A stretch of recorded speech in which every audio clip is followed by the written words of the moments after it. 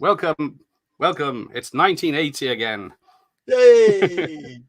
How old were you in 1980, Tony? I was 3 coming off of 4. Yeah. So I was 6 coming on to 7. Yeah. What's the color of 1980? Is it neon? 80. No, I think 80 is still a backwash of the back end of the 70s, isn't it? So you're still getting like disco funk coming through, and you know what I mean, the real tail end of that kind of stuff. I think the colour of 80 is beige or I was going to say beige heading to brown, isn't it? Yeah, wood effect brown. Yeah, it's like you got your white wallpaper with the wood chips in. Wood chip. Classy.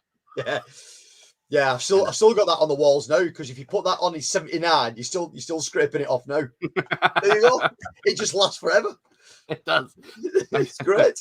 Except when I used to lie in bed peeling at it. Picking it out, yeah. Because we only had 3 channels in 1980. Yeah. And they finished at 10 p.m. Yeah. Hey, it's those are the glory days when Channel 4 started. Oh my God, you know what I mean? What is this? Channel 4? And they're showing all these edgy programs. Oh, yes. Those were the days. How many channels you got now, Tony? Hey man. Oh well, I don't know. See, I don't subscribe to Sky. I don't subscribe to Virgin. I only use the free to air kind of stuff, and that's relatively rare that I use any of it. Yes, same here. But I seem to remember every time it says you need to do an update of the channels, and it goes through hundreds of these bloody channels I'll never watch. Yeah, it's a shame, really, because I used to like just general TV. I mean, normal. It used to be brilliant. Yes. Now there's, you know what I mean, there's just nothing on any of it. So I don't bother at all. I think I would say at least 95% of what we view during a weekend or an evening is streamed. Yes, I'd be the same. Yeah. Occasionally I accidentally put the BBC One on, but if I'm home at lunchtime, bargain hunt, of course. Yeah. Yeah, cash in the attic. You know what I mean? Yeah, it hasn't been the same without Dickinson. No. But Pugwell's here. So yes, that's why we're here to entertain people, because on our channel. Yes. So, see, he remembers this as a sprightly 1-year-old. 1-year-old, yeah. Exactly. The only thing I remember is from pictures, and what was it? I had a basin haircut and flares, probably. Yeah, I remember probably very little from 80. It was only 44 years ago, so yeah. No one's keeping tabs. Hey, Andy. Well, hello, Andy. 3 channels of pure quality now. There you go. Yeah. There you go. Yeah, that's it. There you go. That's the nail on the head. Those 3 channels back in the day were phenomenal. They were great. Yeah, exactly. And also, don't forget CFAX or Oracle. Man, I was fun watching that.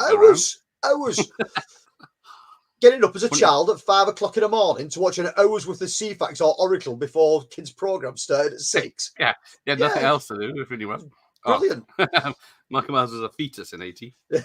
I don't think Michael Myers features in this year either. He doesn't. No, oh dear. Bamboozle. Bamboozle, yeah. You can't go wrong with a bit of Bamboozle.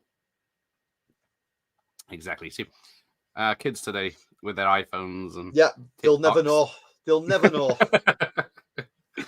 Yeah, the pain of it all. Savoy's here. Welcome. Hey, man.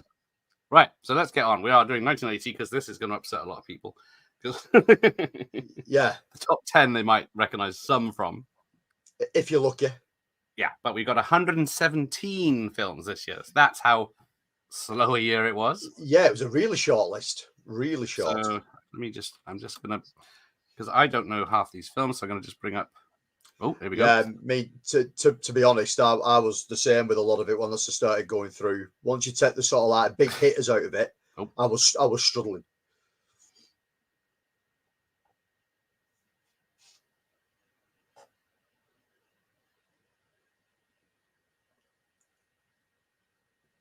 Are we gone? Are we live? Hang on.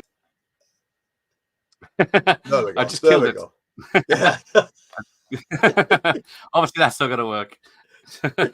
So I'll have to read it to you now, because it just killed the broadband, I think.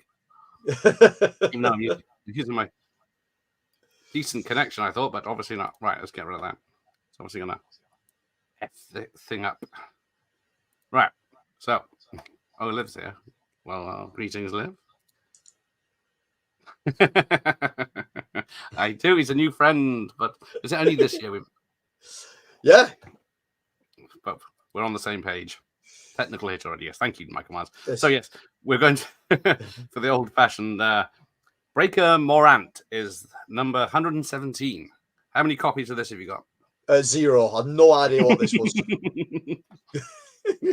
Hi, Ben. Yeah. Hey, right, so, this is 3 Australian lieutenants are court-martialed for executing prisoners in a way of deflecting attention from war crimes committed by their superior officers. And that is hours of fun. Oh, yeah. As a 3-year-old, I'd have been chomping at the bit to watch that.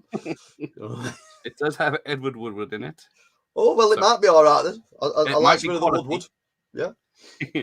But the fact that it didn't do very well, obviously. I think, who else is in this? So it's a Bruce Beresford film, so it does have some quality, I know. Yeah. Jack Thompson, John Waters, and Edward Woodward star. But apart from that, knowing some of the cast from the director, it's never appeared anywhere. But that is that one. So let's moving on to Breaking Glass at number 116.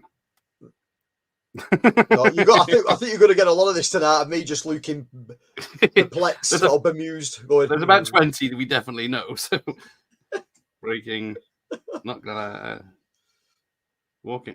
So this is a Phil Daniels film. We know Phil Daniels, of course. Yes, I like a bit of Phil Daniels. He's no relation to Paul. No. A rock singer is determined to rise to the top of a profession, letting nothing stand in the way of that goal. So there you go. Hazel O'Connor's in it. But cool. Jonathan Pryce, directed and written by Brian Gibson. But that is all she wrote. And it is featured in one of the 100 greatest musicals from 2003. There you go. Right. We'll see if anyone else knows this. Let's have a look. Where have I got to? Oh, yeah. So first one definitely rings a bell.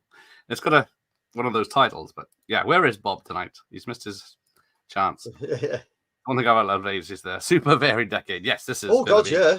One a hell of a different list to even what we knew. Oh, Battle Beyond the Stars better be on this list. Well, I am the biggest fan of that film that you'll ever see, and shockingly, it's not on there. Did it not come out in 1980?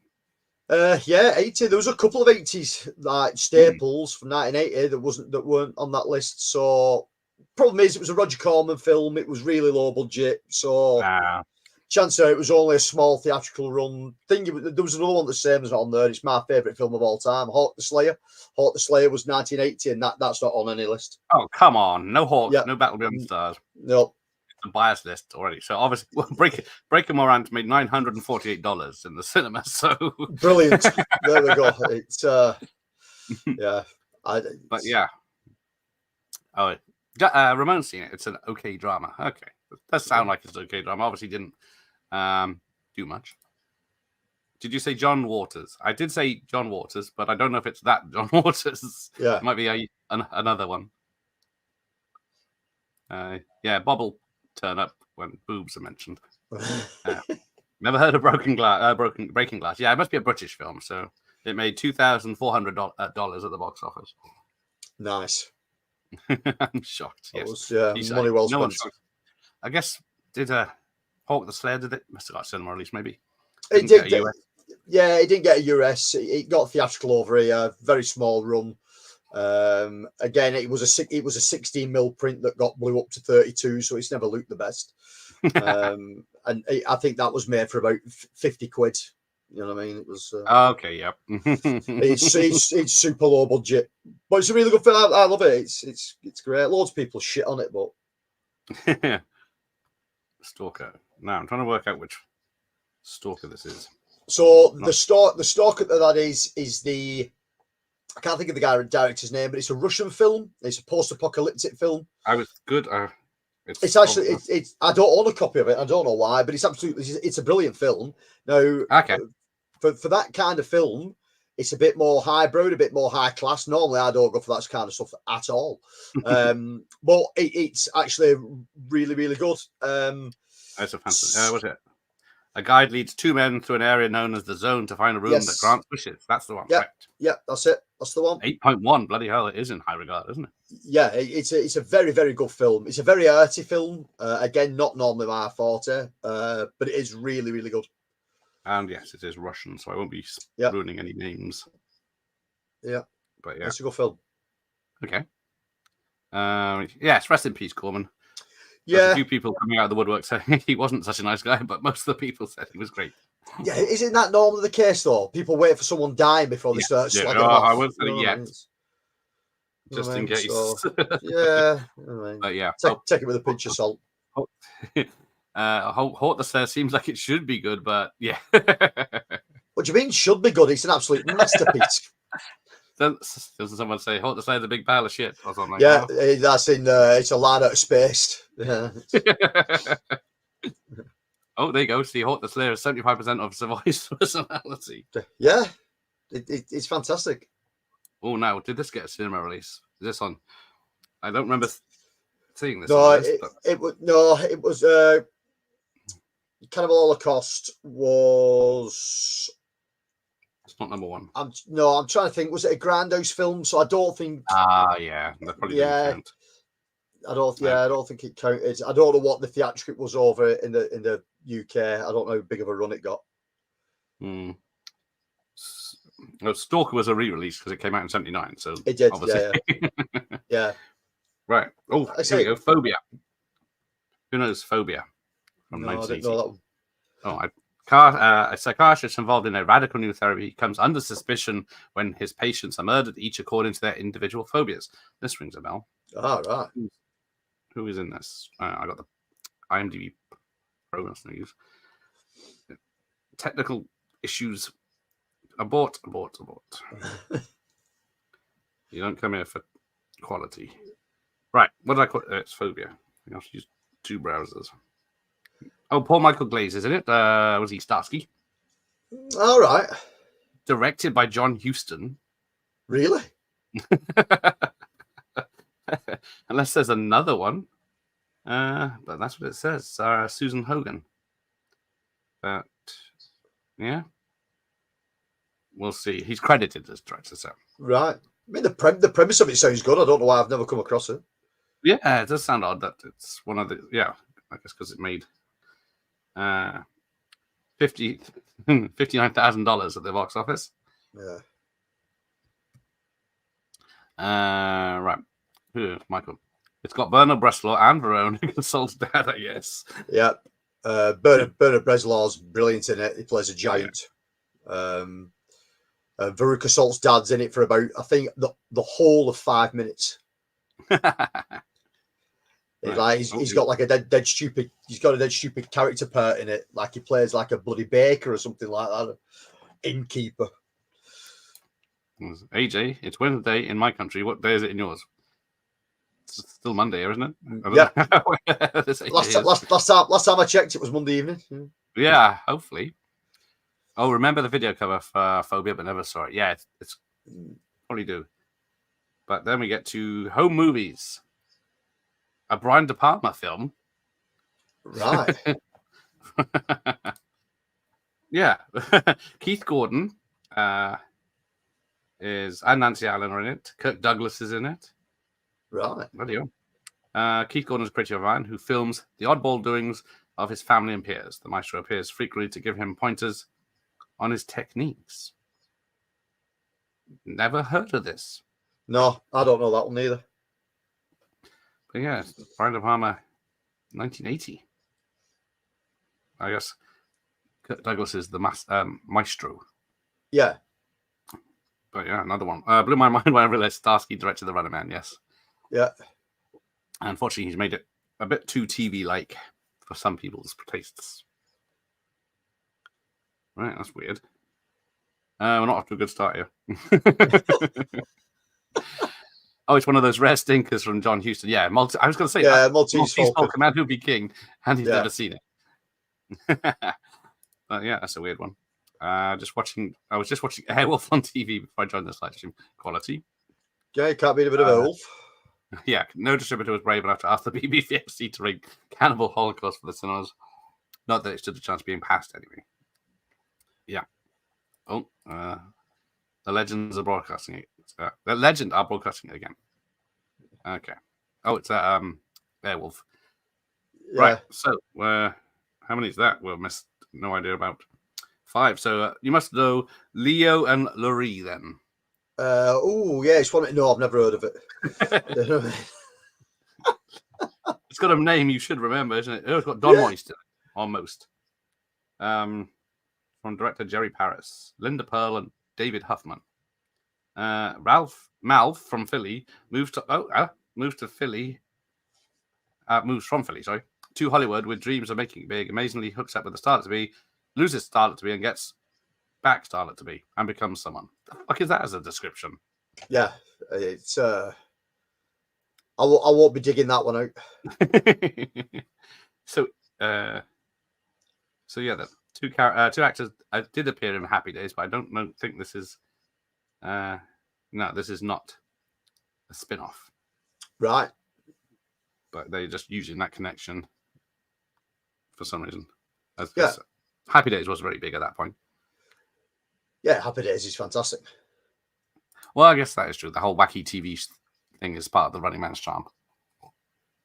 But they are remaking that, aren't they? Someone is. Yeah, someone's having a go at it. Here we go. A Small Circle of Friends. Again, no idea. This is going to be one short stream. Well, luckily it's half a list of what we normally do. Like a small, does ring a bell. I don't know. Small Circle of Friends with Brad Davis. He of Midnight Express, isn't it? Okay. Was directed by Rob Cohen, who did what Dragonheart and Fast and Furious. Yeah. Brad Davis, Karen Allen's in it. Harvard in the 60s, a time of social upheaval and student unrest. 3 students bond together, challenge the system, and begin to lose their ideals. Okay. So that's another odd one. Yeah. Yeah. Never heard. No, I've not. You know what I mean? I think the one thing to take away from the list once you start looking through it is it doesn't feel like an 80s list. Every film in there is like solidly serious. So at least like you say, 90% of the films. Once we get into the 50s, and the 50s, it lightens up a little bit, but it does. We'll start to get to the no ones. It's a good thing Professor's not here to do this now. But that's that. So then we get to Those Lips, Those Eyes. But heard that Ron Howard's daughter is to direct Flight of the Navigator remake. I wouldn't touch that film, The Barge Pole. The original's brilliant, but she is actually a really good director. That is She did about at least 6, maybe 7 episodes of The Mandalorian, and the ones that she did were fantastic. So, yeah, she's learned a few things. Yeah, definite. Who compiled this? This is just the money these films made. Don't shoot the messengers unless it's him. Yeah. I remember, there's a British film called Circle of Friends in the 90s, isn't it? With Robin from Batman, isn't he? American that takes a trip to Ireland. Right. Actually, I think I might do what we normally do and crack straight to 100 on this. Yeah, Those Lips, Those Eyes, 110. One Trick Pony, 109. You stop me if you ever hear of any of these. Heartbeat, 108. Nijinsky, 107. Would I Lie to You, 106. Here we go. When a Stranger Calls got re-released in 1980 and made over $1 million. Well, it's Carney. No. And 103. Bon Voyage, Charlie Brown, and Don't Come Back Now. I seem to remember that one, but being on telly more than a cinema film. Yeah, it's a weird one for it to pop up on a cinema list. Now, obviously in the States, the whole Charlie Brown thing is quite big, so it probably did have a of a cinema run. But over here, it would just have been years after this. I very much doubt it would have been around 84, 85 before we saw it on TV over here. I do own a copy. It's in the TV film compilation set that was released a few years ago. Right. So yes, the Battlestar Galactica. I think that was only a film in the UK, wasn't it? Yeah, that's a really weird one. I do own it. And if you watch it, it's like the first 4 of the TV episode runs that are like bolted together. Yeah, I saw it technically in a cinema. It was like a village hall that had a cinema. So. Yeah. I saw loads of films like that when I was young. Hasn't learned not to remake 80s classics though. Yeah. She might. Yeah, if it ever gets off the ground. There you go. Peace. Andy saw it. Yeah. Later found out it's just a TV movie. It had a hell of a poster though and everything. I remember. Yeah, it did. Yeah, it's great. I love the show. The show still stands up really well today. It's good. Yeah, it's Carol Kane, wasn't it? In When a Stranger Calls, the original. Mm. Oh, Michael's heard of Carney, so let's have a quick look at that. Tired of his dull job as a waitress, Donna decides to join 2 carnival hustlers and see what life in the field is like. Does not ring a bell. Let's just. Shit, I keep forgetting. Nah, don't recognize that. Oh, Saturn 3 made the list. I believe so. Yes, it's on the list. Hey, Jay's here. Evening, Jay. As a 5-year-old, I kept asking to hire a race for your life, Charlie Brown. Yeah, so many times. Yeah, there's so many good Charlie Brown films. You know what I mean? The Great Pumpkin Race and yes. It's really good ones. Remember seeing the TV show? Yeah, Saturday or summertime. They usually show them, them. It was summertime. Summer holidays. What are you gonna do? Yeah, that and reruns of the Pink Panther. The Littlest Hobo. Well, yeah, it's the Pink. It was the Aardvark I loved in Pink Panther more than Pink. Yeah, it was for me. Winston Hole. Yeah.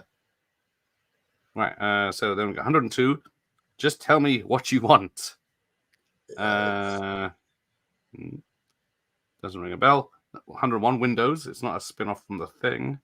A weird woman admires and spies on her shy, mousy neighbor with a telescope. Cool. Yeah. Gilda Live 100, which is a filmed version of the Broadway show with Gilda Radner. Okay. Saturday Night Live. 99. The Black Marble. Everyone must know this one. A romantic comedy which explores the pressures on police officers. Brilliant. He found one he knows. Yeah, I mean, just imagine your dad coming home on a Friday night and going, "I've got us a film to watch." Oh yeah, brilliant. What have you got, Dad? I've got this. Brilliant. Oh, sorry, I missed this. Oh, Carol Kane was also in the sequel. Yes, I did. Yeah, there's a sequel. Wasn't there a sequel and then a remake? Isn't there? I had heard the sequel. What's it called? I still know. No, is it Stranger Still Calls or something? I don't know. Oh, is that Stranger Calls Again? I think it is. Yeah, Jay's here. Oh, The Littlest Hobos, one of the most underrated TV shows ever. Don't start there, Tony singing the theme tune. Yeah, great theme tune. You know what I mean? Make you cry at the end of every episode. It did. Must be moving on. Yeah. Until tomorrow. There's a voice keeps on calling me as I head down the road. That's where I'll always be. Yeah. Remake that as a film. There you go. Yeah. Agreed. There you go. Mix the little with Woof. Woof. I used to like Woof. Woof was a good show. Yeah, but I just used to watch Woof. Yeah. Oh, there's Bob. You missed Bob the Call film at 117. Yeah. Just Tell Me What You Want is a Rare Stinker by Sidney Lamont. Oh, hang on. I missed 12 Angry Men Serpico Network. Never seen it. Okay, there you go. Okay. But yeah. Who was in the Black Marble? Oh yeah, there is. Oh, it's got Robert Foxworth, Paula Prentice, Harry Dean Stanton, Harold Becker, director. I don't know if is it a comedy or is it joking? That is it's a romantic comedy. Yeah. Okay. Leave it at that. Right. Oh, Black Marble. Right. I think we're going to get to something. I've got right. The Idolmaker at 98. Idolmaker. Now, I have heard of this one. Is this one that is it about a music producer? I believe so. Yeah. So it's Taylor Hackford, Ray Sharkey's in it, Peter Gallagher. Now that I got this lovely Warner one from Terence McGuire. A gripping drama that lifts the lid on the pop music business. Yeah. So yeah, I won't read off this. A very extensive submarine, but yeah, there we go. Yeah, I know of the film. I don't think I've ever seen it. I still need to watch it. Yeah, it does look. That's probably the best of the lot we've had so far, right? Yeah. Was it what late 70s, early 80s movie didn't have Harry Dean Stanton? Yeah, exactly. I actually own the Experimental of the Black Marble. I've never watched it. Oh, yeah, probably. Oh yes, Peter Eyebrows Gallagher. That's him. Yep. I love those are all Warners. So many memories of those. Yeah. I think 90% of the films in the video shop were those big Warner boxes, weren't they? Yeah, it's a shame that they don't stand the test of time. It's they're smart. They weren't made for 40 something years later, were they? No. Oh, I can't believe Harry Dean Stanton made a film with Anton Deck. What was it? Dolph Lundgren was in that Fat Slags movie. Yeah. Or Ernest Borgnine. Oh, yes, Ernest Borgnine might be here somewhere, I think. I can't remember now. So there we go. Loving Couples at 97. Nope. Let's have a look. Oh, wife is cheating on husband and her husband is cheating her back with her lover's girlfriend. The two cheating couples decide to go to a resort and unintentionally pick the same one. Hilarity ensues. It actually says hilarity fucking ensues on this thing. Jay will be pleased. Yeah, Borgnine was everywhere. Even Airwolf as well. Airwolf, yep. Right, let's go to Midnight Madness then at 96. This rings a bell. It rings a bell to me, but it may be ringing the bell for the wrong reasons. I can't. Yeah, exactly. There could be another film, couldn't it? See who's in it. It looks like an actual comedy, so rather than one of these serious films that's. If I could spell fucking mathness, Leon picks college students to participate in his all-night scavenger hunt. 5 teams receive clues to solve, leading them to the next clue site hidden in the city. Don't recognize. Oh, David Norton's in it. American Werewolf. Deborah Klinger and Joan Kenny. No, doesn't look familiar. No. Oh, it does have Michael J. Fox in it. All right. He's listed. Oh, it's Michael Fox in the opening credit. I think maybe I've seen this, but obviously it's very memorable. Yeah. Hilarity ensues. It means it's going to be as funny as kidney stones. Yeah. Exactly. Oh, which one, Gareth? Oh, sorry. I don't know. What's the question again, Ramon? Oh, going to see a film at midnight is still pretty special. Yeah, I'm too old for that now. I used to go 30 years ago to all the midnight showings.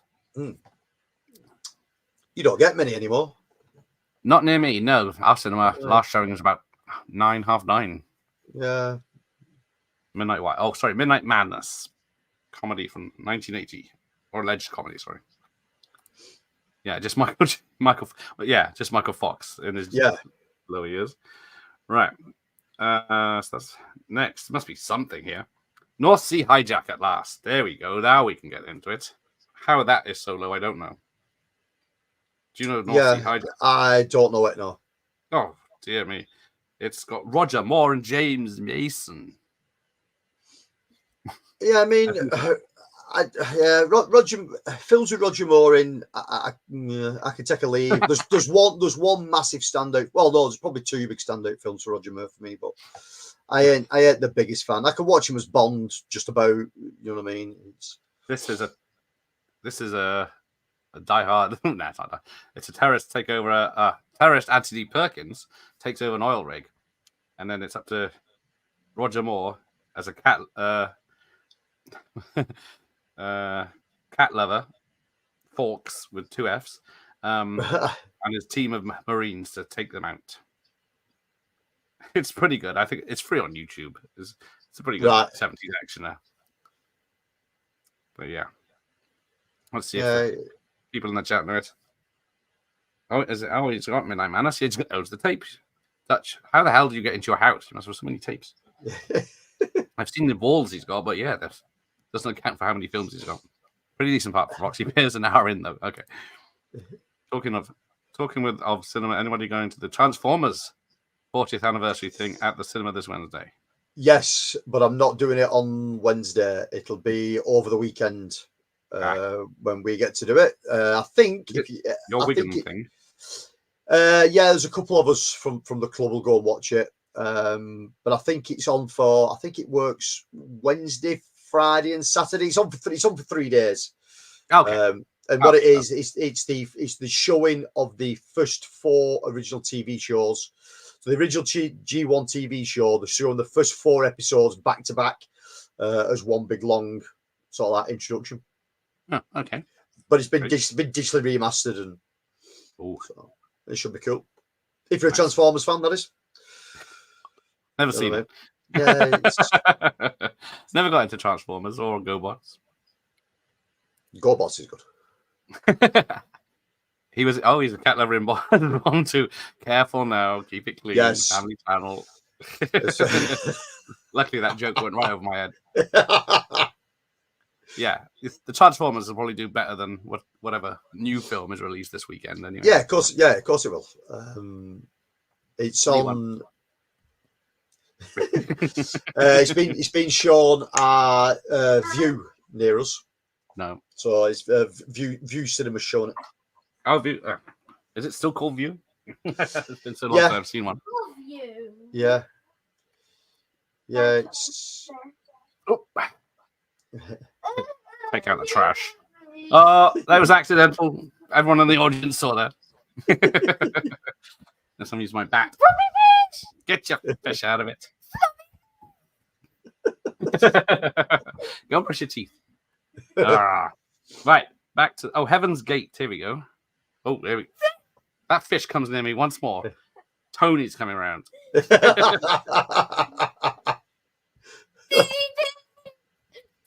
What did we learn when you started crying because you got hit in the eye with that? Go on.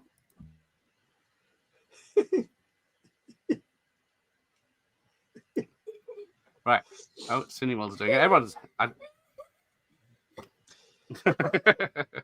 Yeah, I think we have a Cineworld that's localish as well. It's not in Wigan; it's just on the outskirts. But right. Close that door a bit. All right. Oh, there you go. See. Oh, they're showing local view showing episodes too. Yep. Looking forward to the next TV show stream. Went to Odeon last week and paid $7.50 for a fucking hot dog. Ridiculous. Yeah. I know they're trying to make money. It's probably stale as well.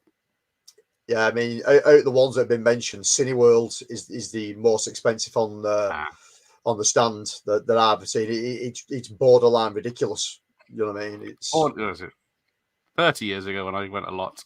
I could get a hot dog, a Coke, nachos, and into the cinema for $7.50. Yeah. You know what I mean? I don't have a problem with paying like £7 or £8 to see a film. That's fine, but at least keep the popcorn and the drink cheap. But no, I mean Cineworld. I can't think what the film was. It was at Christmas time. We went to watch a Christmas film, an old one, at Cineworld, and a popcorn and a drink, both medium, was $11.50. Can't even justify it. Cost them what 20 pence. Yeah, it's just. Ridiculous. I know they're trying to stay open, but that's not. Helping. Yeah, that's not helping at all. Yeah, that's crazy prices. Yeah, I think I get a nice one scoop, maybe 2 scoop ice creams, £6 or something. Yeah, it's it's ludicrous. Again, it's why all the small independent cinemas are doing really well at the moment, because everything's priced accordingly. You know what I mean? There's one in Manchester called Cultplex, and you can buy a yearly membership there that gets you one screening a month and a popcorn for £40 for the year. No. You know what I mean? So you can watch 12. You can watch 12 films in the year and get popcorn for £40.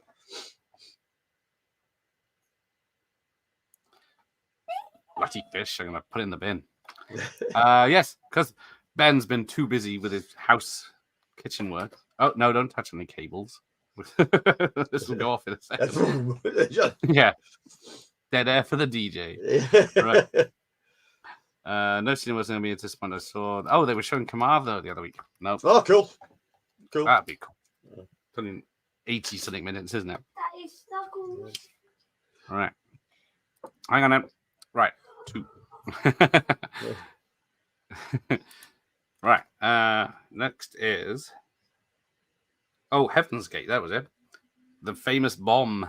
No wonder it's 90 something. Have you ever seen it? Well, a version of it, I should say. No. Was it? I can never pronounce his name.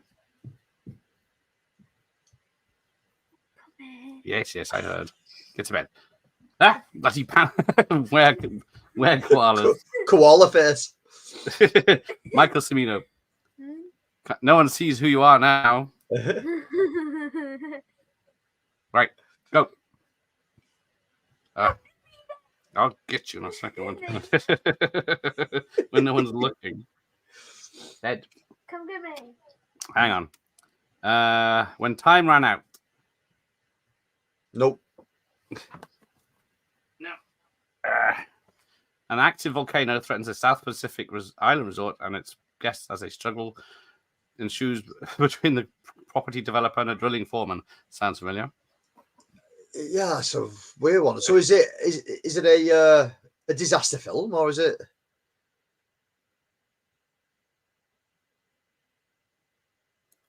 Yeah, I've never heard of it. No, and if it is a disaster film, I'm partial to one, but I've not heard of that. Well, yeah, this sounds like an interesting one. When time ran out. Oh, Paul Newman. It is Paul Newman. Right. Paul Newman, Jacqueline Bisset, William Holden. That's weird. Right up my alley. An all-star cast on the run when Mother Nature blows the top. Yeah, I don't know. I've not seen that. Like I said, I'm partial to a disaster film. Oh, sorry, accidentally tattooed. No worries. Professors, yeah, there you go. Heaven's Gate, marvelous. Yeah, it's a long film. It's like 3 hours at least, if not, there's a 4-hour cut. Right. Can you answer this a second? I'll be right back. Yeah. Are we doing one of those movie lists again where no one's even seen most of the movies on it? Professor Weir, my friends, up to now, I have heard of one and seen one film, and we're up to the late 90s somewhere. 80's a really, really weird year once you look, especially the list that Gareth picked up. It's an odd one. You know what I mean? There was a hell of a lot of films in there that I never come across. So it was like even looking through the list and then hitting IMDb, it's majority still didn't ring any bells. And there's a hell of a lot of re-releases in this year as well for some bizarre reason. Yeah, I guess.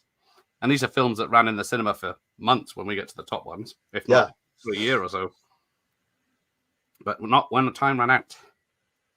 Right. Oh, here we go. Guyana, Cult of the Damned. Yeah, no, this had me intrigued when I looked at this list, and I thought, we'll have a look at what this is. No, I mean, if you read the synopsis on it, it's not what it comes across as at all. So, I can't spell Guyana. There it is. Cult of the Damned is Reverend Jim Jones, the priest of an independent church of South American country Ghana. Orders his followers to commit suicide, but all of them follow him blindly. Okay. Except the couple who don't decide to follow him and they like disappear. It's like a South American film. Maybe the professor knows this one. It's an unauthorized version of the Jonestown story.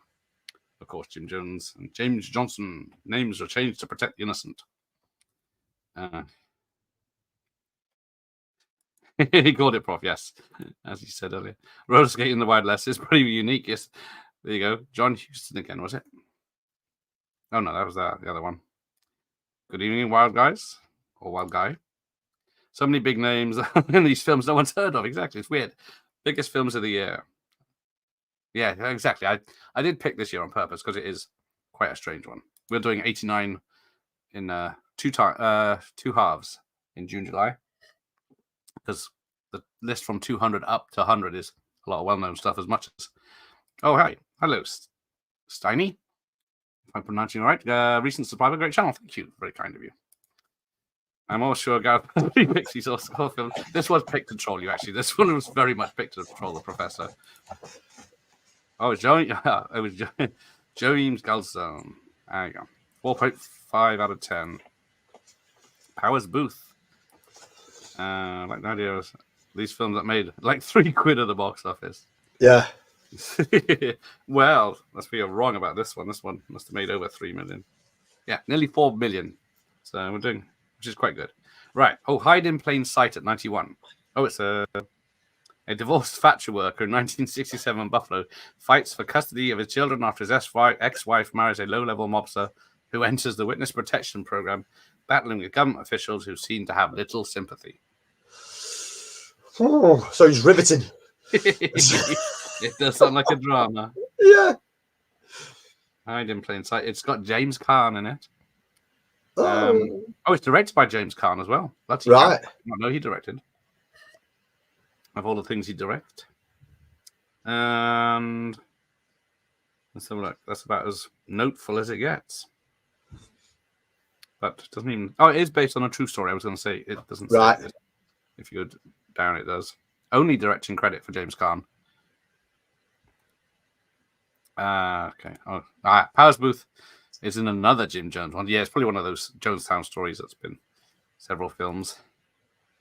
This was an awful year for films. It was a disaster at the Oscars. It was looking pretty bad for the rest of the decade. But how it changed after 1980. Yeah. We thought we'd give people a look of...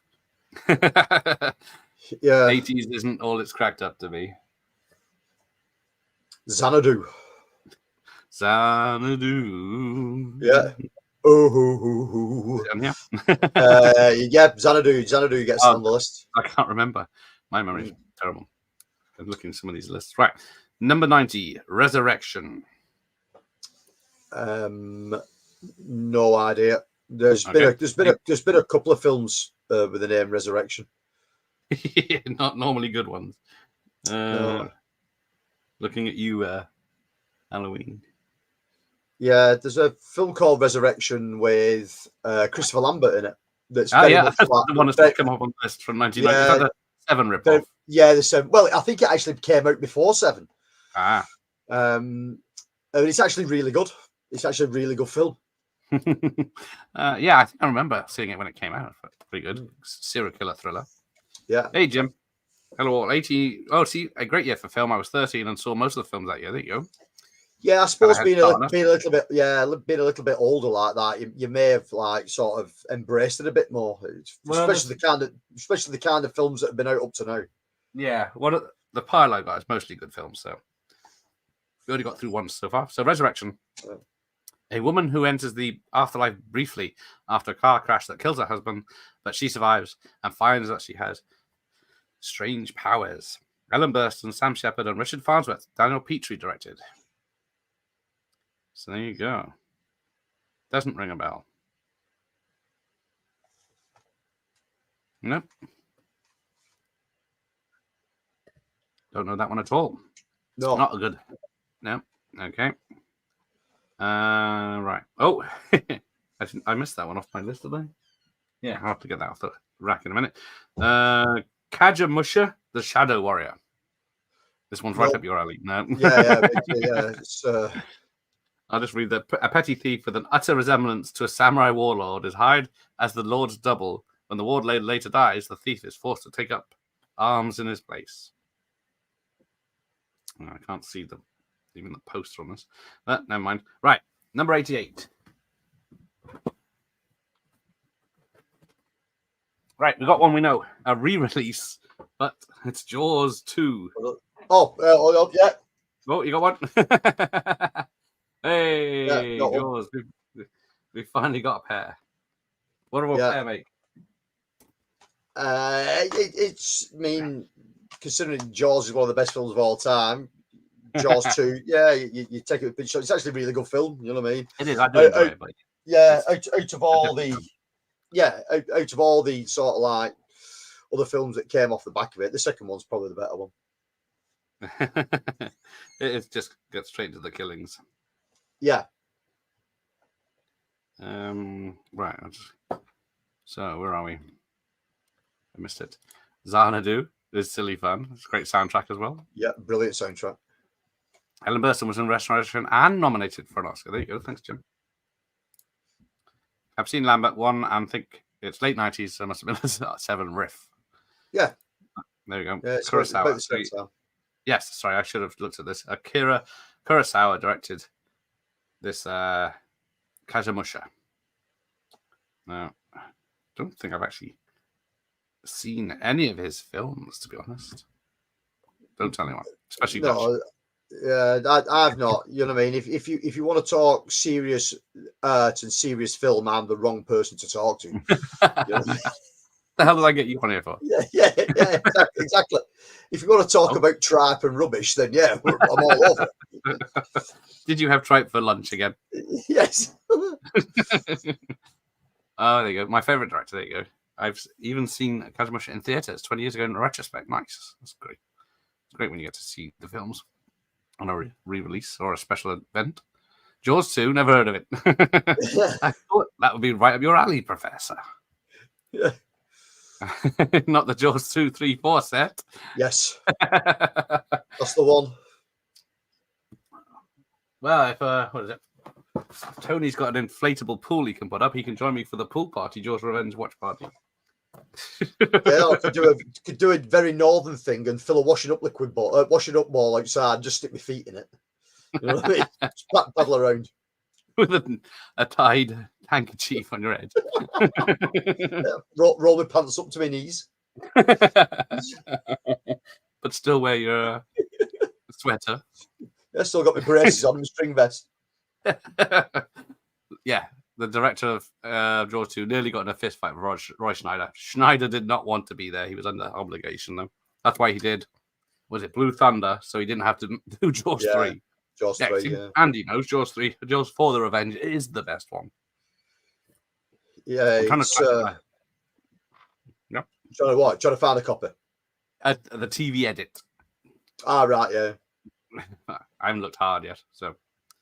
But yeah, which version is it? The shark growls as it leaps out of the water to get to 4. Is it 4? Yeah, 4. Yeah. Oh, I think he's in Runaway. I think he wrote Runaway Train. If that counts. Okay, that's a good film.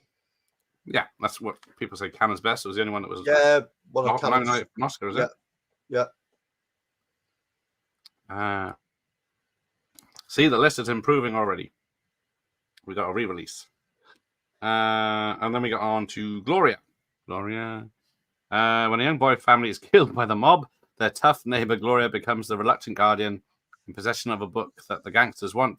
The pair go on the run in New York. And, there's been plenty of mob-related stuff on these. Typical. If you search bloody Gloria, every actress with the name Gloria turns up. Right. Well, here we go.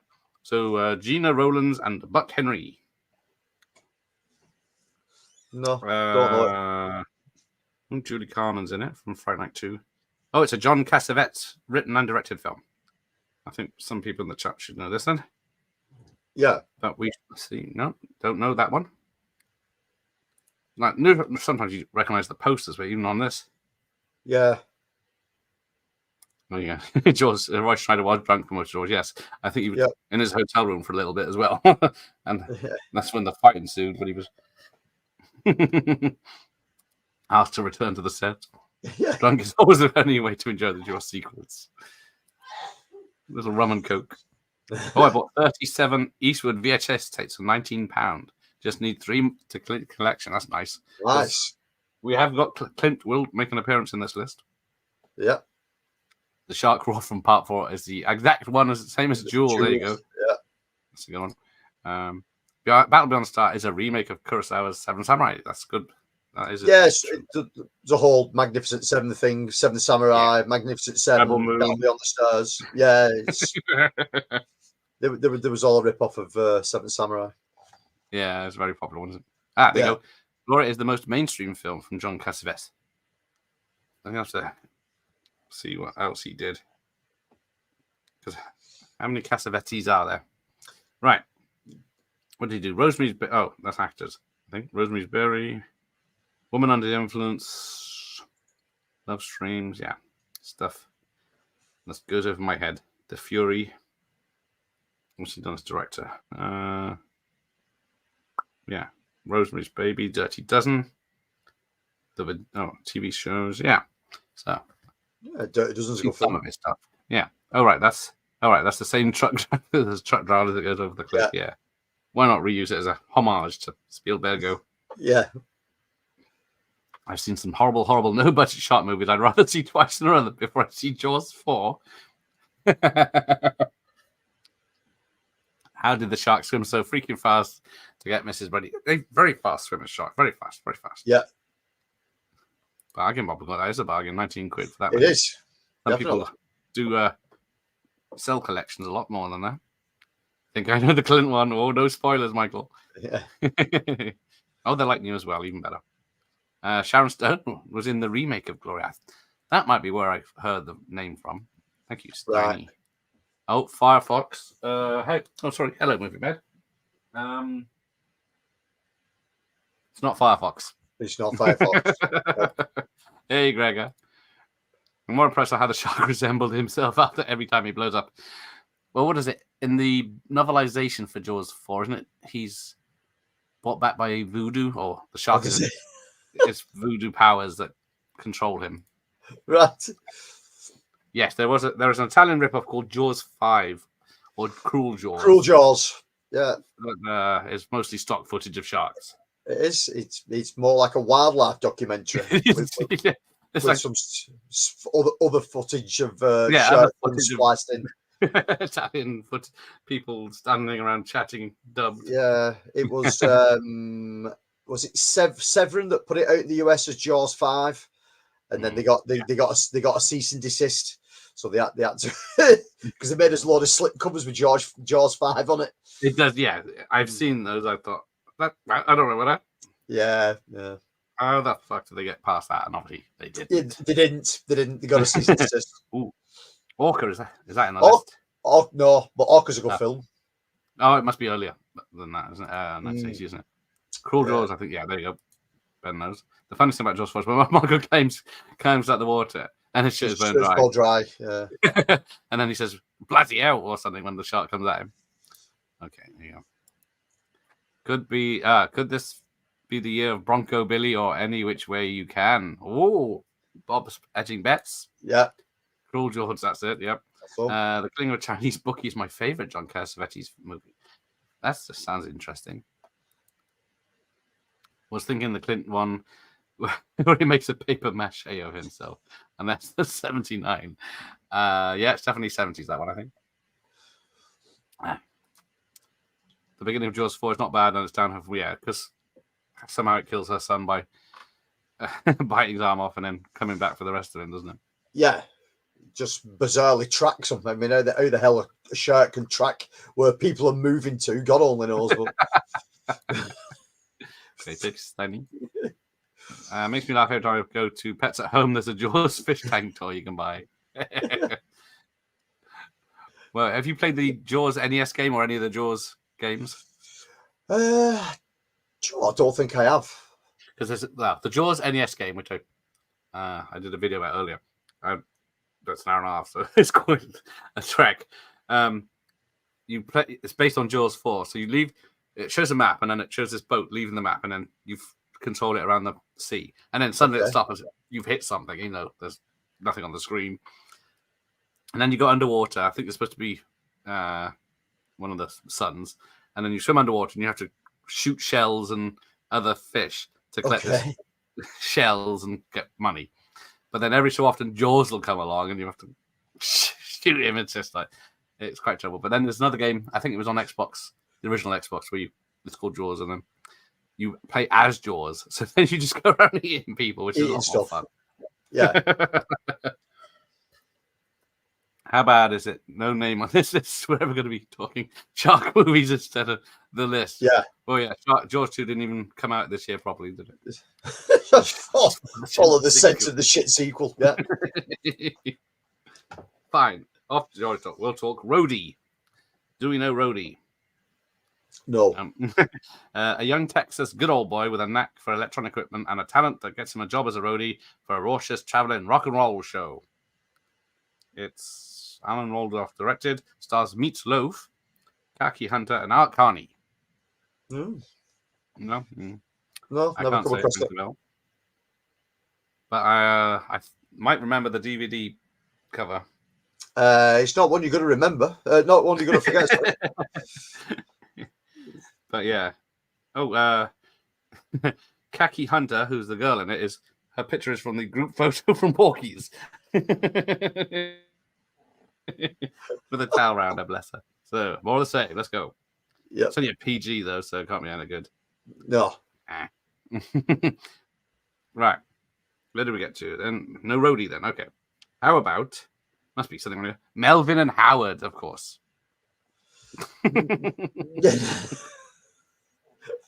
These films just went into nowhere, didn't they? Yeah, I mean, it's an amazing thing that they actually got like any kind of time at a cinema at all, any kind of run. Because well, what are we on about? We're up to 85, which made 4 million, which isn't bad at those days prices. Yeah. See quite a few rodeo films around this time. There you go. Yeah. When all else fails, put tits on the cover. Exactly. Works. Yes. Yep. That DVD cover looks like I definitely remember. It does ring a bell to me, that one. Strange bit because Alda's movie was released in 81. Okay. Along with Howard the Duck prequel. Well, what's he doing with Melvin?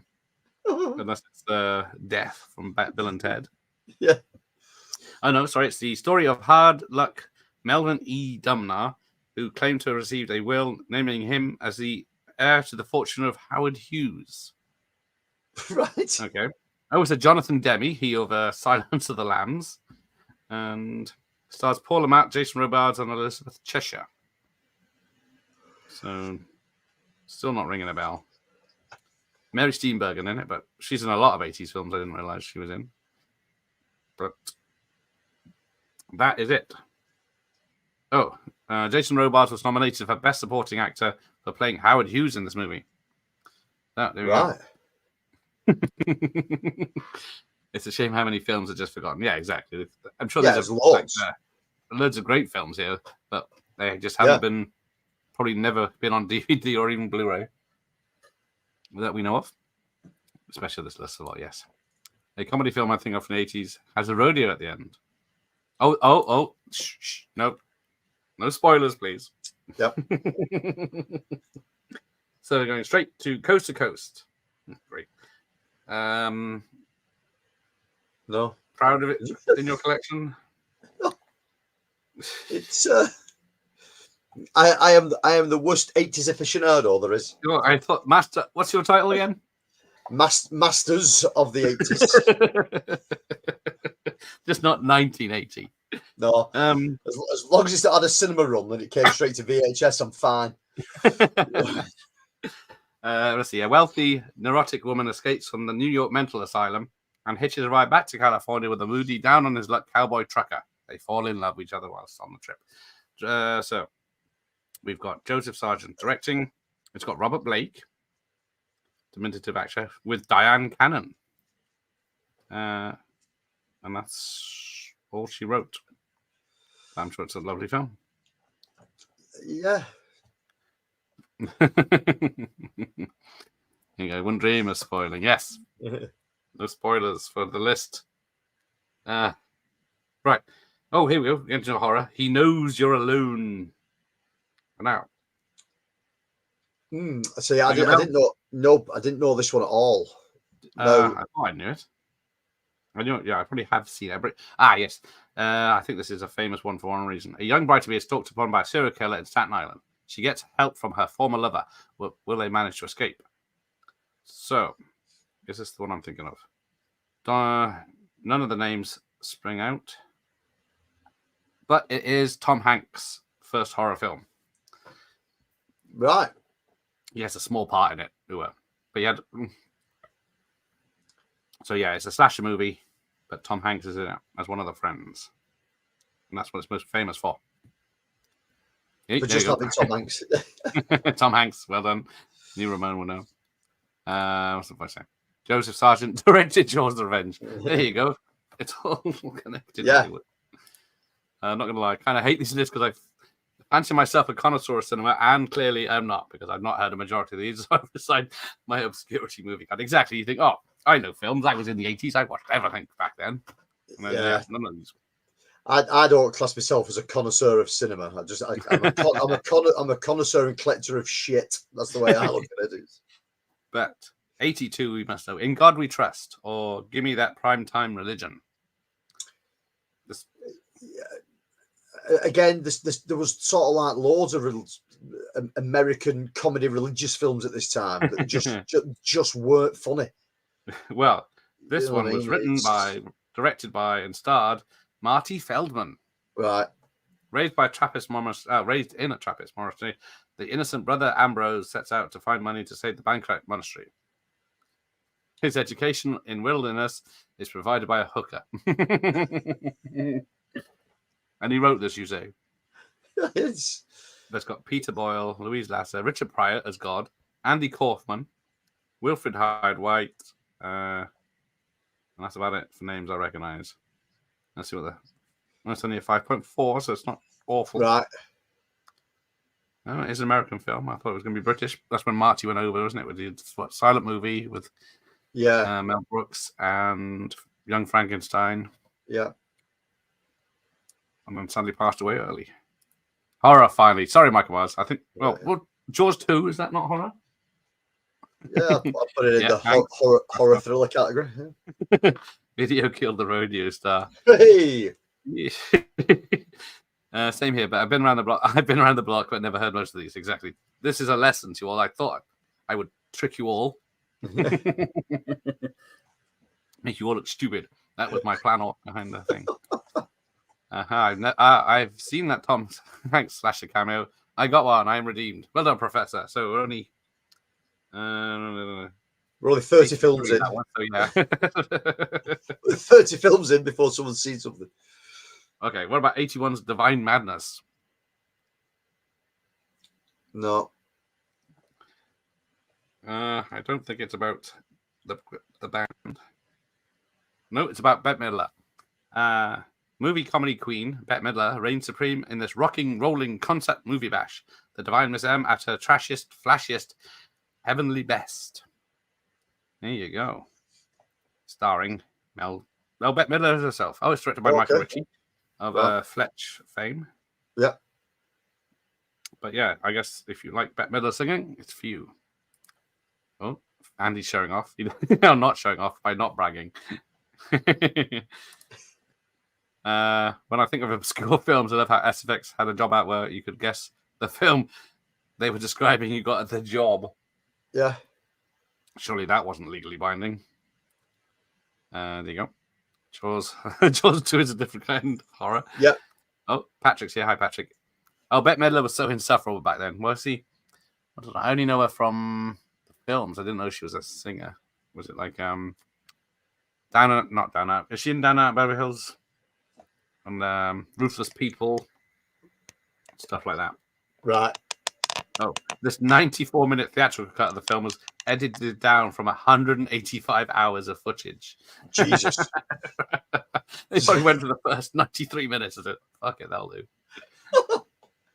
I am not sitting through 185 hours. It is a concert film, yes, Ramon. Thank you. I thought it had something to do with the pink flamingos person. Divine Manners, yeah, we're not going near Divine again. In the Rose, she was very good around that time. Bette was good in the Rose. The Rose was not so good. Right. Oh, here we go. A classic. Number 80. Oh, Heavenly Dog. Got some Chevy Chase now. Yeah. I know the film. I don't own a copy. But I do. I thought I knew it, but then I saw the Cinema Snob review, and I don't remember a fucking thing about it.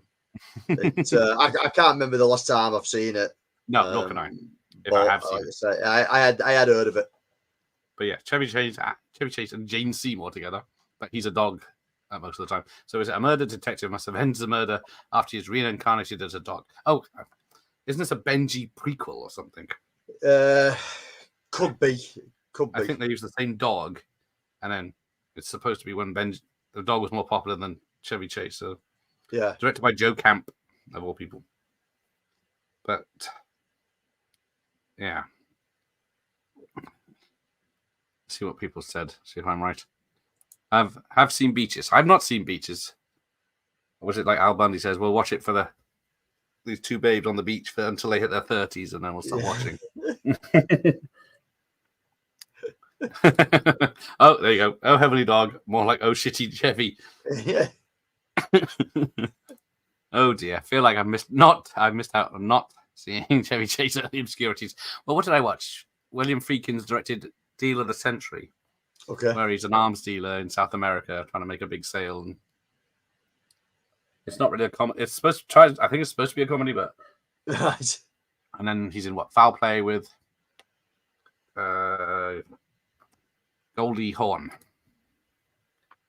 Anyway, Benji in that phones somebody on a rotary phone with a pencil. It's pretty amazing. There you go. Somebody knows it.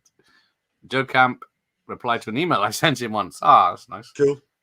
What else has he done? Because someone, Marty Feldman. Sounds like something. If he's still with us. Joe Camp. He is no longer with us. Oh, he died this year. That's right. On March 15th, he did Oh Heavenly Dog. Oh, he wrote Benji, and he wrote For the Love of Benji, and he wrote Benji's Very Own Christmas Story. And the remake of Benji. It was based on his picture in 20. Bloody hell, there's a lot of Benji films.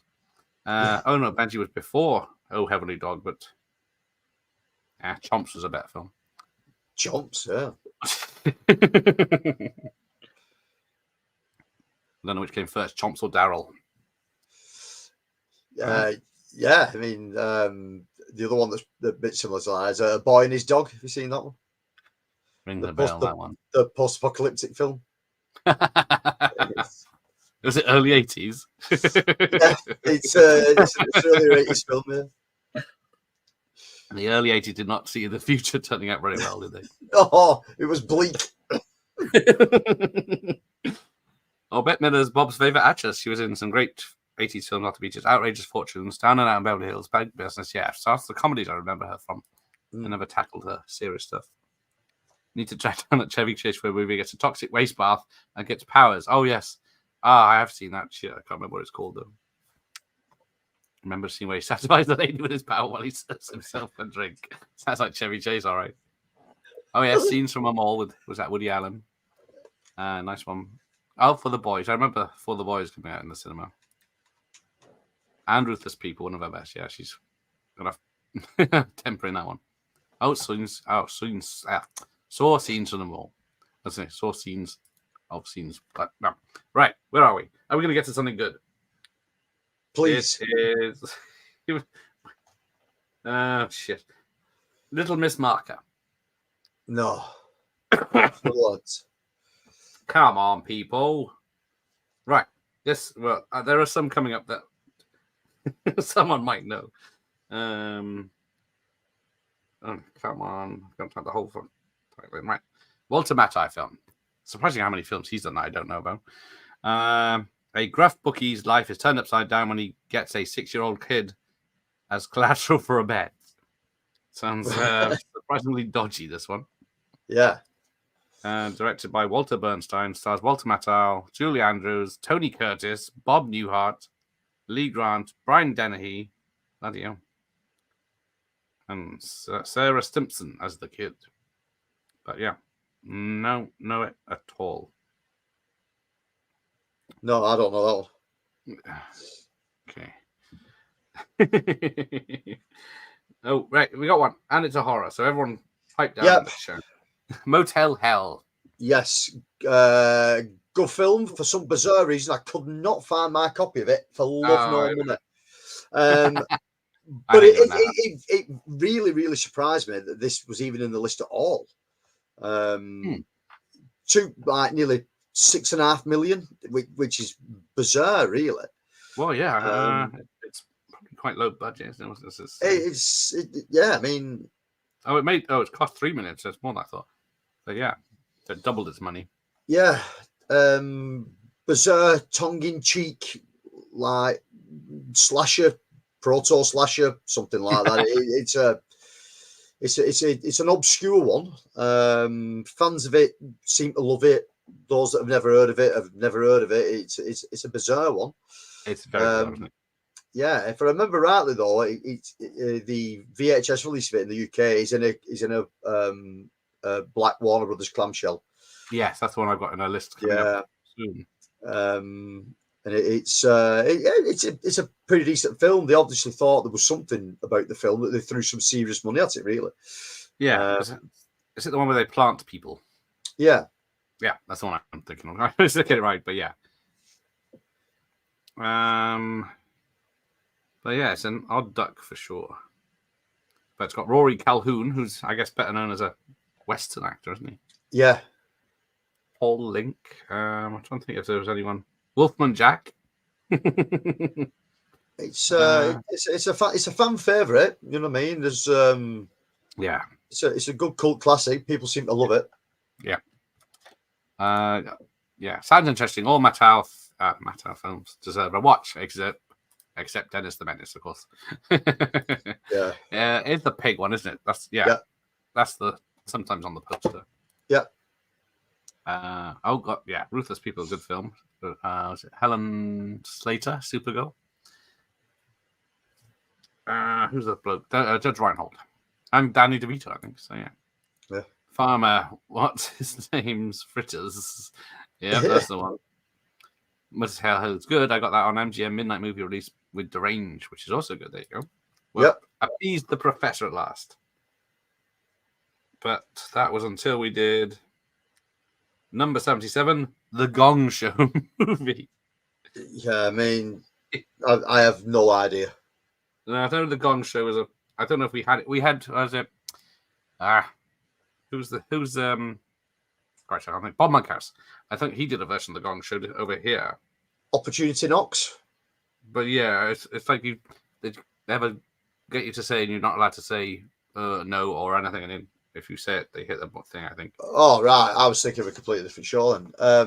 It's not. Yeah, Opportunity Knocks is when they had people come on and with talent. Yeah. So it's Chuck Barris, who was allegedly a CIA assassin, isn't he? Confessions of a Hitman, or whatever it was called. With, a week in the life of the Gong Show host and creator Chuck Barris, who lives through a series of outrageous competitors, stressful situations, a nervous breakdown, and other comical characters. Which has got... it's written by Chuck Barris and Robert Downey Sr. Right. But Herb Alpert's in it. Isn't the old trumpet man, of course. That's about it. People I know. Jamie Farr from MASH. Oh, there you go. Wolfman Jack sounds like potent whiskey. I might steal that one. The what? Yeah, exactly. The Gong Show movie. It was... Oh, The Gong Show was awesome. Was The Gong Show movie. Professor, my friend, let me that DVD once. There you go. The show was amazingly funny. Take Your Pick. That was another Bob like that one. Oh, that was Des O'Connor. Sorry, I always confuse Bob and Des. Take Your Pick was Des. So you didn't get a shout out now. One of the panelists got fired for going topless. And now is the most remembered one, I bet. Oh, and the Neighbours twins. Of course. Of course, Michael Myers will know that. Let's get off this smut film. 2. Don't worry, people. We're heading in the right direction. Slowly. I'm just going to crack through this until we get it wrong, we know. But damn. I think I missed one. I've got Where the Buffalo Roam is not one I know. No. Semi-biographical film based on the experiences of journalist Hunter S. Thompson, which has Bill Murray playing Hunter S. Thompson, which Johnny Depp would do in not Leaving Las Vegas, Fear and Loathing in Las Vegas. Yes. Then we get The Stuntman at 75, which has got Peter O'Toole, I believe, as I think I've seen it, but I need to watch it again.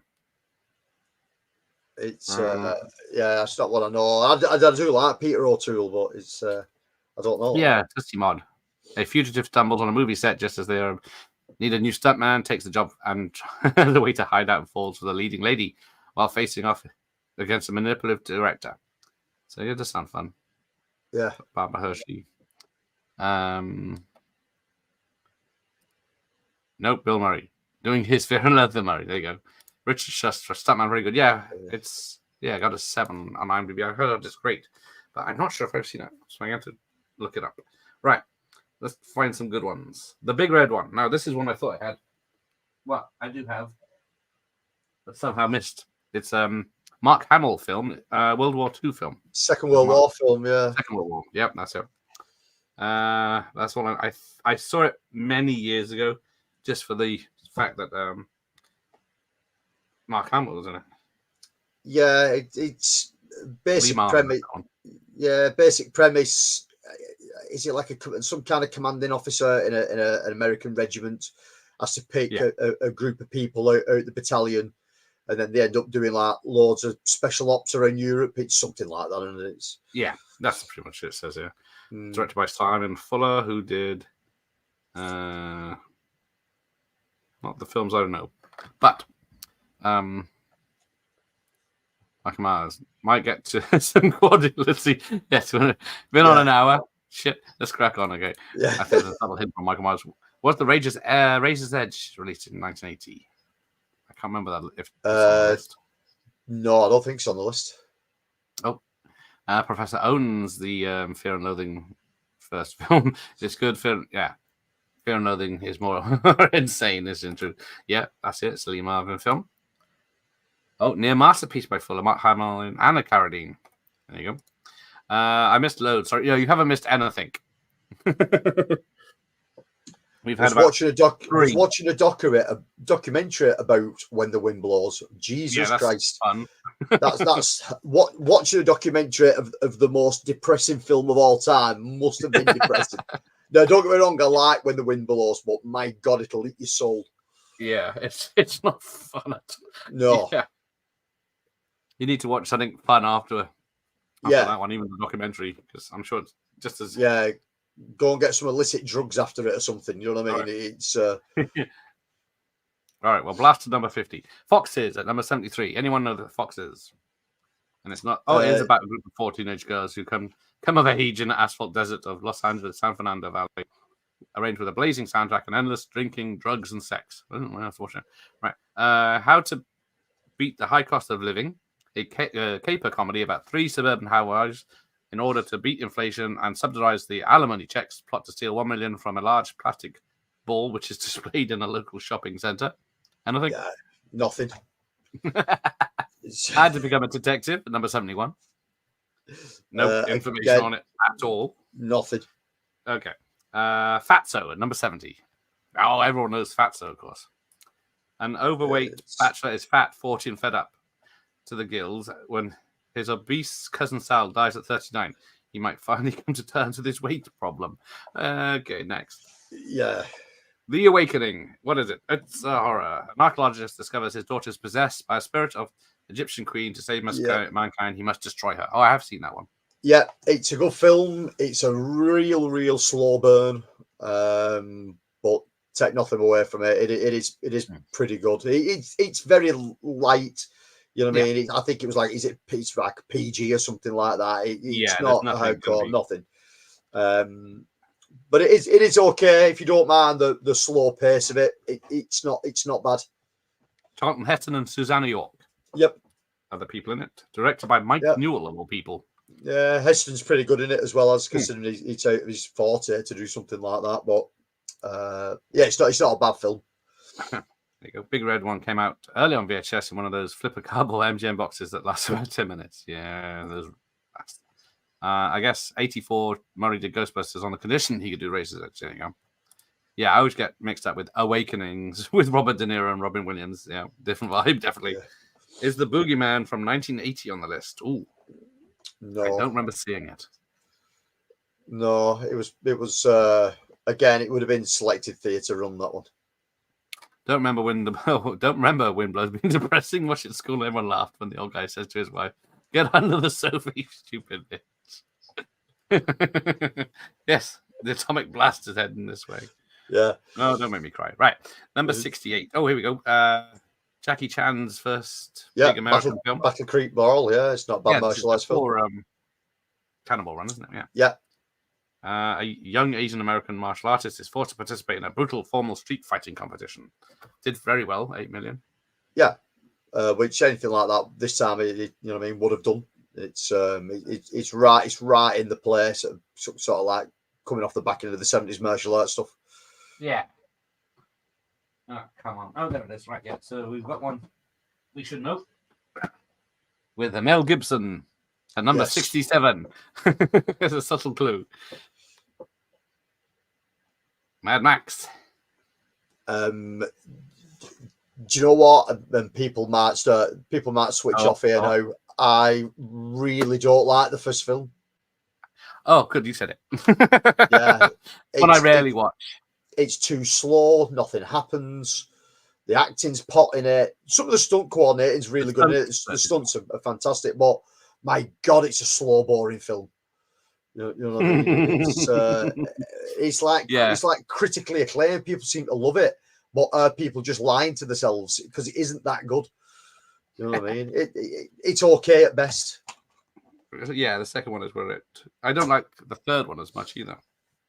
Thunderdome. Yeah, second one's probably where it's at. Yeah, because as soon as the kids get involved in the third one, it goes and then comes back with a race at the end. But then, yeah, yes, it is Robert Clouse. Yes, did a lot of martial arts films, but yeah, not all of them to various degrees of success. Yeah, he did Enter the Dragon, and there's quite a few other ones. Never saw Boogeyman. Just started to remind me of Mr. Boogedy through Disney Family TV movie. Yeah, Mr. Boogedy is a decent film. The second one, The Bride of Boogedy, as well. That's not a bad film either. They're only quite short though. Yeah, there's a question. Chuck Norris must have done something in the 80s. Yeah, 80s? there's some Chuck films in this. Oh, I think there's at least one. My film's upstairs. That's it. Klaus did Jim Carter. Jim Carter. Brilliant film. My God. I don't mind the third. There you go. A lot of people aren't keen on the first Mad Max thing. No. Love how Lizzie from Prisoner Several Cages in Mad Max 1. Yeah. Who's going to start on that? Is it Franz that's usually a fan of that? Yes. Number 66, the 4 minute. Then we go straight back to a synthetic fuel production formula invented by the Nazis at the end of World War II is sought after by some who aim to sell it and others who wish to destroy it. It's got George C. Scott by the look of it. But yeah, don't. No. Tribute 65. A shallow Broadway press agent learns he is dying just as his son by his ex-wife arrives for a visit. Jesus Christ, these are depressing. Yeah. Right, now we get to one. Saturn 3. Brilliant film. For some bizarre reason, I don't own a copy of it, and I don't know why. Why? Sounds like the thing I should have. Yeah, and it's really good. It's one of those bizarre, cheaply made sci-fi films where the front cover is actually something out of the film. Yeah. And it's like the weirdest android you'll ever see. It's like an 8 foot tall C-3PO that's got two ping pong balls for eyes. It's like really weird. And it's like there's a space station around the rings of Saturn. There's just been a young couple living on there for years, and then another guy and another woman turn up. Well, they bring an android on board with them, and lo and behold, the android goes fucking batshit crazy and starts taking them all out. It's good. It's a good film. Considering it's so low budget, I'm surprised it's so high up on this list. Yeah. I think it's Farris Fawcett was probably the draw when. Yeah, probably. Yeah. She's nude in certain scenes, but not seeing too much. Yeah. There you go. All I remember from Thunderdome is Mel testing out his William Wallace hairdo. Yeah, that is true. Nice list, mate. Yes, Gregor, thanks. Not my list, luckily. Mad Max felt a bit too Australian for me, like an episode of Flying Doctors. Yeah, All the stuff has gone wrong. Yeah, exactly. It did exactly. That's how it felt. Maybe the American dub is what we need. Yeah. Right. Oh, Somewhere in Time. Here we go. Do you know this one? No. Okay, so it's Christopher Reeve as a Chicago playwright who uses self-hypnosis to travel back in time and meet the actress whose vintage portrait hangs in the Grand Hotel. So it's a romantic film at heart. Yeah, it's not one I've ever come across. So it is basically what I just said. He goes back into the 20s to meet this actress, and they fall in love, but then spoilers, things go wrong. Beyond Thunderdome is the only film I sneaked into the cinema to watch. There you go. I think it's only 15%. I think The Formula is one of those shitty MGM card releases too. Must have been an 80s thing. Yeah. 1980 thing. Yeah. Oh, I remember that one. Farrah Fawcett as the wife of it's Kirk Douglas. Not Burt Lancaster, but yeah. Yeah. And Harvey tells in it, yeah. Kirk Douglas, Farrah Fawcett. How have I not seen that in 3? See, Professor, this is what you were dissing this list a minute ago, and now you're learning stuff. Yeah, it's a good one. Yeah, there you go. Ian's got. Oh, sorry, I didn't see you there, Ian. Welcome, Ian. Right, so cracking on. Somewhere in Time. Serial. At the end of the 1970s, hippies are assimilating, women are raising their consciousness, and men are becoming confused and ineffectual. Hang on, is this 2024? Or... yeah, it's all a bit, so it's a bit PC. To be able to track all of the names or who's sleeping with whom. The movie, it's very skillfully conveys the hopeless muddle through which many characters move as they try to find themselves. Next. Yeah. The Hollywood Nights. Hollywood Nights. Yeah.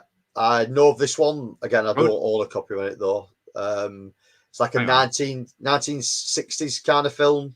Yep. I see like boy races, street races in LA, I think.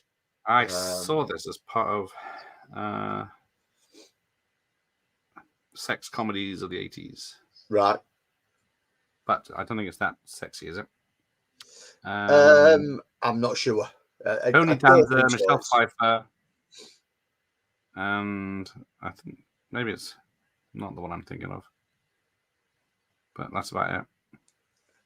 Fran Drescher. But yeah, it is a 60 set. Yeah. Boy racer film. Should the tagline for this list? Do you know this one? No. No. Hippies are assimilating. Did they ever become a thing? Somewhere in Time is directed by the guy who directed yours too. Thank you, Ian. I knew there was something special. I just didn't look it up. There you go. With Danza and Pfeiffer. Yeah, she's very beautiful in it. Great film. It showed what a good actor Chris Reeves was. Shame it was the only seen him as Superman. Monsignor was another good one. Yeah, I remember Monsignor coming out. I don't know. Was that a TV movie or was that a film? Don't know. Cracking on. Adieu. Stardust Memories. That's Woody Allen, isn't it? Yeah. While attending a retrospective of his work, a filmmaker recalls his life and his loves and the inspiration for his films. Nope. Don't know that one. I know Stardust Memories, but that's a different film. I think it's Sharon Stone in Stardust Memories. Right. Okay. Somehow, at wherever we are, the fiendish plot of Dr. Fu Manchu is in the list. Yeah, I mean, how's that got there? You know what I mean? It made more than all these other films so far. Yeah, it's bizarre. And it's Peter Sellers in that. Very offensive, mate. Oh yeah, you know what I mean. It's he's dragged poor Helen Mirren in as well. Yeah, Sid Caesar, John Lemasur, directed by uncredited Peter Sellers and Piers Haggard. But yeah, don't know that one. Hang on. The Jaws 2 directed Santa Claus the movie. Oh, of course, yes. Schwartz, isn't he? Santa Claus the movie was a guilty pleasure for sure. Exactly. I used to love that one. Not so much anymore. Good one by Alan. There you go. Woody Allen's Stardust Memories. Wow, that Fu Manchu film was the last Peter Sellers made before he died. Okay, thank you. Oh, for fuck's sake, I just remember one of my favorite horrors in 1980. Oh yes, that's the That's the one. one. Another one I own. When are they going to do that Nicolas Cage one they made into a trailer for? Right, so we're getting there. The Mirror cracked at 58, and Agatha Christie, who done it with Miss Marple. I saw that a lot on TV back in the day. Yeah, I would imagine I'd seen it at some point. You know what I mean? Probably like what you call it? Agatha Christie films. Yeah, it's they were a mainstay of British television, probably still are. Yeah. Yes. Yeah, they still try and knock one out every Christmas, but then mess up. And the last flight of was it the last flight? No, I can't. Yeah, last flight of Noah's Ark. Last flight of Noah's Ark, sci-fi film, where the ship, the Ark, is carrying one of every gene strand of thing. Well, for every plant and animal that was been on Earth. I own an original theatrical poster for this. It was in a big lot that I bought not long back. Yeah. And before that, I didn't know the film, and I went and checked it out. And it's actually it's okay. I'm surprised it's so high up on the list. Yeah. But I guess is it a Disney film or something, or is it? I don't think so. I don't think it's a Disney film. Just a kids' film. But yeah, Elliot Gould, Genevieve Bajard, Ricky Schroeder, a few other people. But yeah, the poster rings a bell. So I've got the old one on here, but. Okay, and right, where are we? One I know, used cars. Yeah, used cars. Robert Zemeckis directed that one. I think it's his first film, isn't it? Or second? Yeah, I don't own a copy of this. I think Eureka put this out as a Blu-ray in the UK. If anyone can find it. When the owner of a struggling used car lot is killed, it's up to the lot's hotshot salesman to save the property from falling into the hands of the owner's ruthless brother and used car rifle. Yeah, it's pretty funny, that one. Right. The last married couple in America at 55, Marie and Jeff Thompson start to doubt their own marriage when every couple they know separate. Yeah, hours of fun. Right, 54. Golly, Mary Poppins. Yeah. So yeah, it's a re-release. I've got a bit of the pop stuff.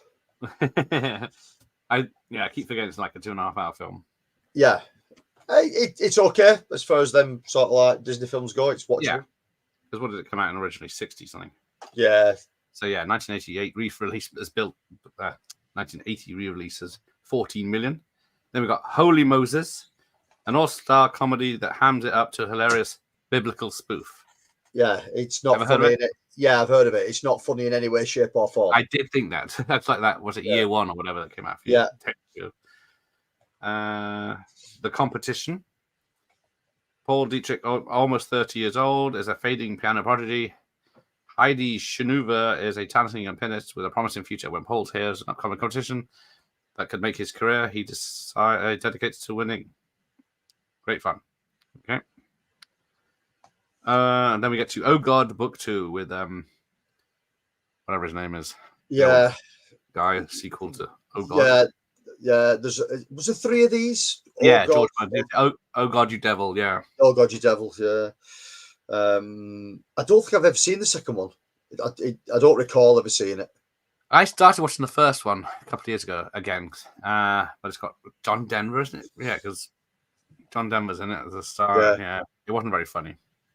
So I don't think Oh God, Book 2 might be as funny. Yeah, like I said, just weird in 1980, just loads of sort of like biblical related films. Yeah, that's a good point. Because then we get to number 50, The Nude Bomb. Yeah. Maxwell Smart is recalled to duty. Oh, it's from the TV series. Get Smart is recalled to duty to help fight a villain who threatens to detonate a woman that destroys detonate a weapon that destroys clothing. Yep.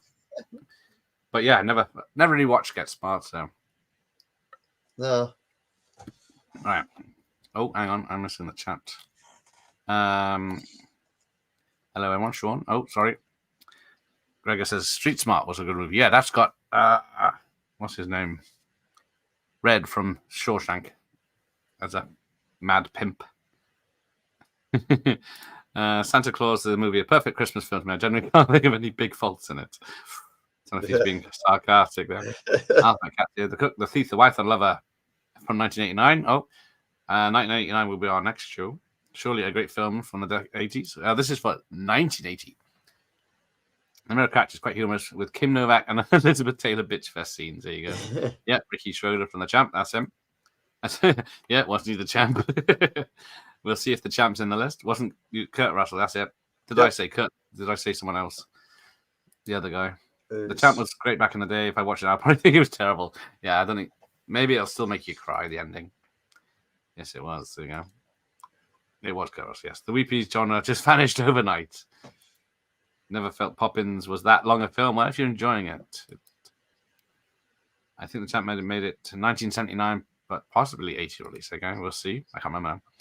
Anyone remember Class of 1984? Yeah, good film. I don't know. What year did that come out? Was it 84? No, I don't think so. I think it's a bit later. Yeah. Michael J. Fox, yeah. We've had one Michael J. Fox film so far. Well, they said Michael J. Fox in that. He's like a brief cameo as he walks through. Before he was famous, of course. Yeah. Is it the robot film, Class of 84? Yeah. No, that's Class of 1999 or 1990. I always confuse the two. To be fair, it's completely different film. Completely. A weapon that destroys clothing. Oh no, Professor's off to workshop again. No, that's like Pam Grier, Stacey Keys. Yep. Which is the one with Roddy McDowell then? That's 84. That's it. No, that's 99. Yeah. Bronson Marcellus. Oh, something with Bronson. Maybe. I don't own that if there is anything. Generally love Santa Claus the movie. Went to see Odeon over Christmas. Just gone and bought the 4K. There you go. Yeah, I did. I went to watch it at Christmas. It's more of a Dudley Moore film than a Santa Claus film, though. So. Yeah. Oh, so there you go. 84 was come out in 82. Yeah, makes perfect sense, right? Yeah. So 49, we get Prom Night. So more horror. Oh, there you go. Someone's got it somehow. Well, I don't know. Pretty good film. You know what I mean? It's you know what I mean. It's run of the mill, but I think off the back of the whole slasher genre, people were just like creaming themselves to get hold of this stuff. Yes. So I could sort of understand why it is where it is. It did quite well. I think it did about 13 or 14 million. I think it took. Yeah. But it's not bad. No, but if it didn't have Jamie Lee Curtis in it, I don't think it would have done as well. It's a really Leslie Nielsen, yeah. But it's really about as generic as a slasher film as you're gonna get. You know what I mean? Yeah. But it is okay. It's worth a watch. Yeah, it's if you want to. Was it a Prom Night Stalker? Yeah. To be fair, the second one's actually better than that one. Hello, Mary Lou, isn't it? Hello, Mary Lou. Yeah. And the third one is not worth mentioning. No. So we'll carry on. Oh, Sean's I Am the Future. Class of 84 had an awesome poster like the cover of a 2000 AD comic book. That's it. Yeah, I've got it down there. Oh, Prom Night is. Oh yeah, Prom Night had a remake, didn't it? I tried to block that because it's terrible. Yeah. And it does, Ian, and an Alice Cooper song for there you go. That's there it is. Nice punks. Does the poster for Prom Night 3 have a motorcycle on it? Oh, I'm trying to think now. It might do, yeah. Because Prom Night 2 has her coming out of a locker. Locker, that's it.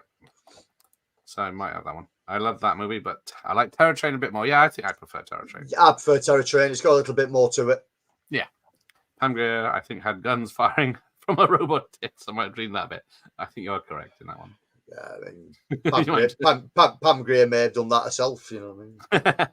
Prom Night is a pretty good film. Yeah, I enjoy it. Yeah, it's enjoyable. It's worth a watch. Yeah. Extremely average, yeah. It is. It is. Yeah. I think it might have come out right before all the others. Yeah, it did. It was on the fringe of. Yeah, probably better than Terror. Oh, I don't know. Oh, I guess maybe. Don't forget. Oh, there is a Prom Night 4. Yeah. Was that a much later on one? It must have been. As Randy said, if you say to watch Prom Night, you'll have saved lots of time. There's a formula, a very simple formula to these things. Yeah. That's true. Class of 84 had Roddy. Class of 1999, Malcolm McDowell. That's it. Oh, Malcolm McDowell. That's it, yeah. Right, 48. First Family. Bob Newhart stars as President Manfred Link in the zany, wonderful cast comedy from veteran funny man Buck Henry. So, next. Number 47, some Spielbergo. I think it's a re-release. It's the special edition re-release. Is it a special edition or is it a director's cut? I can't think first time round. First time round was special edition. Yeah, this is Next special time round was a director's cut later on. Stop messing with films, Spielberg. I know. I don't know what this one is. But yeah, It's so 30th anniversary edition that I've got there on Blu-ray. okay. Adios. So yeah, so there we go. We found something people might know. It's class of 1992 had Sasha Mitchell from Kickboxer 2 and 3, isn't it? Maybe not better than Tao Train. The latter I recall being a bit less predictable. Okay. Oh yes, the special edition. I could never remember what was different about it. Isn't it? It's just quite a bit longer, isn't it? Yeah, there's the opening scene where they're in India. There's more in that scene where they're in India. There's more of the scene where they found the boat in the desert, and just extended scenes. Wasn't Carl Weathers in Close Encounters? Is it one of those films where he's before he was famous? Just pops Possibly. up in the background? Yeah, was it background? Now we're getting somewhere. 46, The Island. The Islands, again, don't own a copy. Don't know why I don't own a copy. It's a decent film. Was Michael Caine going batshit crazy at the end then with a machine gun? Yeah. Reporter gets stranded on an island while he's going trying to find out some mysterious goings-ons. Yeah. Pirates are still going on and they still speak as if they were in the whatever time period they were in. Yeah. But yeah, it takes his son with him. A journalist takes his son on to investigate pirate activity off the coast of Florida because that's fucking safe. Yeah. But when he gets stranded on a mysterious island where he might not be alone. Oh, it's Michael Ritchie. How the hell did it? Oh, yeah, that's it. It's booked by Peter Benchley. I knew it was a famous author. David Warner. But yeah, this is the start, I think, of Michael Caine spending the 80s in the Bahamas because there's this, Jaws the Revenge, Jaws. Water. Yeah. There's a couple of others. He was only taking, was it his $1 million a film and then has to be filmed in the Bahamas, probably. Yeah. Yeah, there was a brilliant thing that he an Icelander did about Jaws 4, about why he took the role of the film. He said, well, I needed a new house.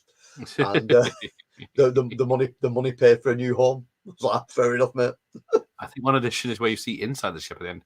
Yeah, I have issues with him leaving his family to go on that ship.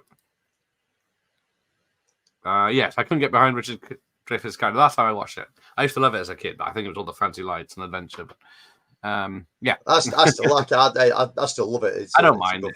I don't mind, but yeah, as soon as he gets to the end where he gets on the ship and says "fuck you, family," I'm going to say, fuck you, family. I'm doing. Lance Henriksen's in Close Encounters as well.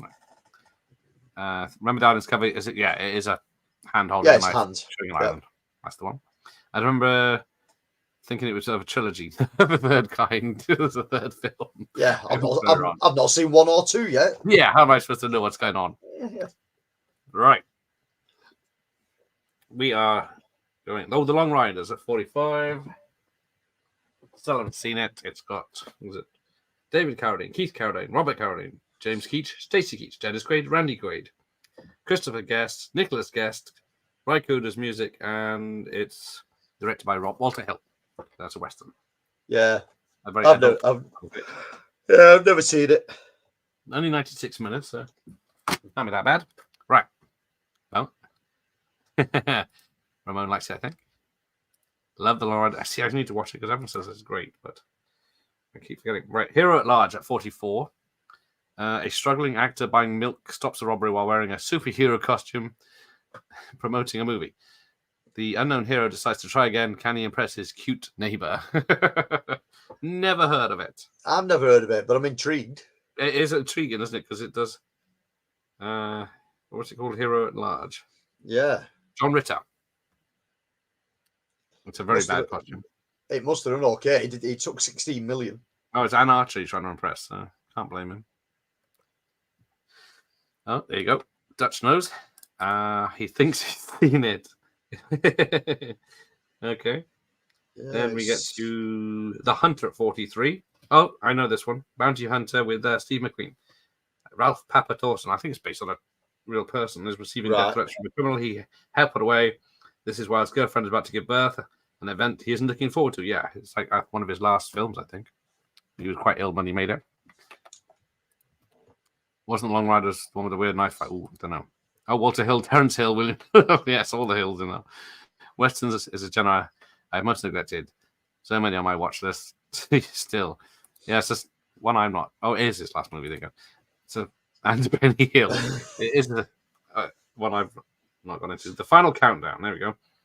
I always confuse this with the Philadelphia Experiment. A modern aircraft is thrown back in time to 1945 just before the Japanese attack and decides whether they should intervene or not.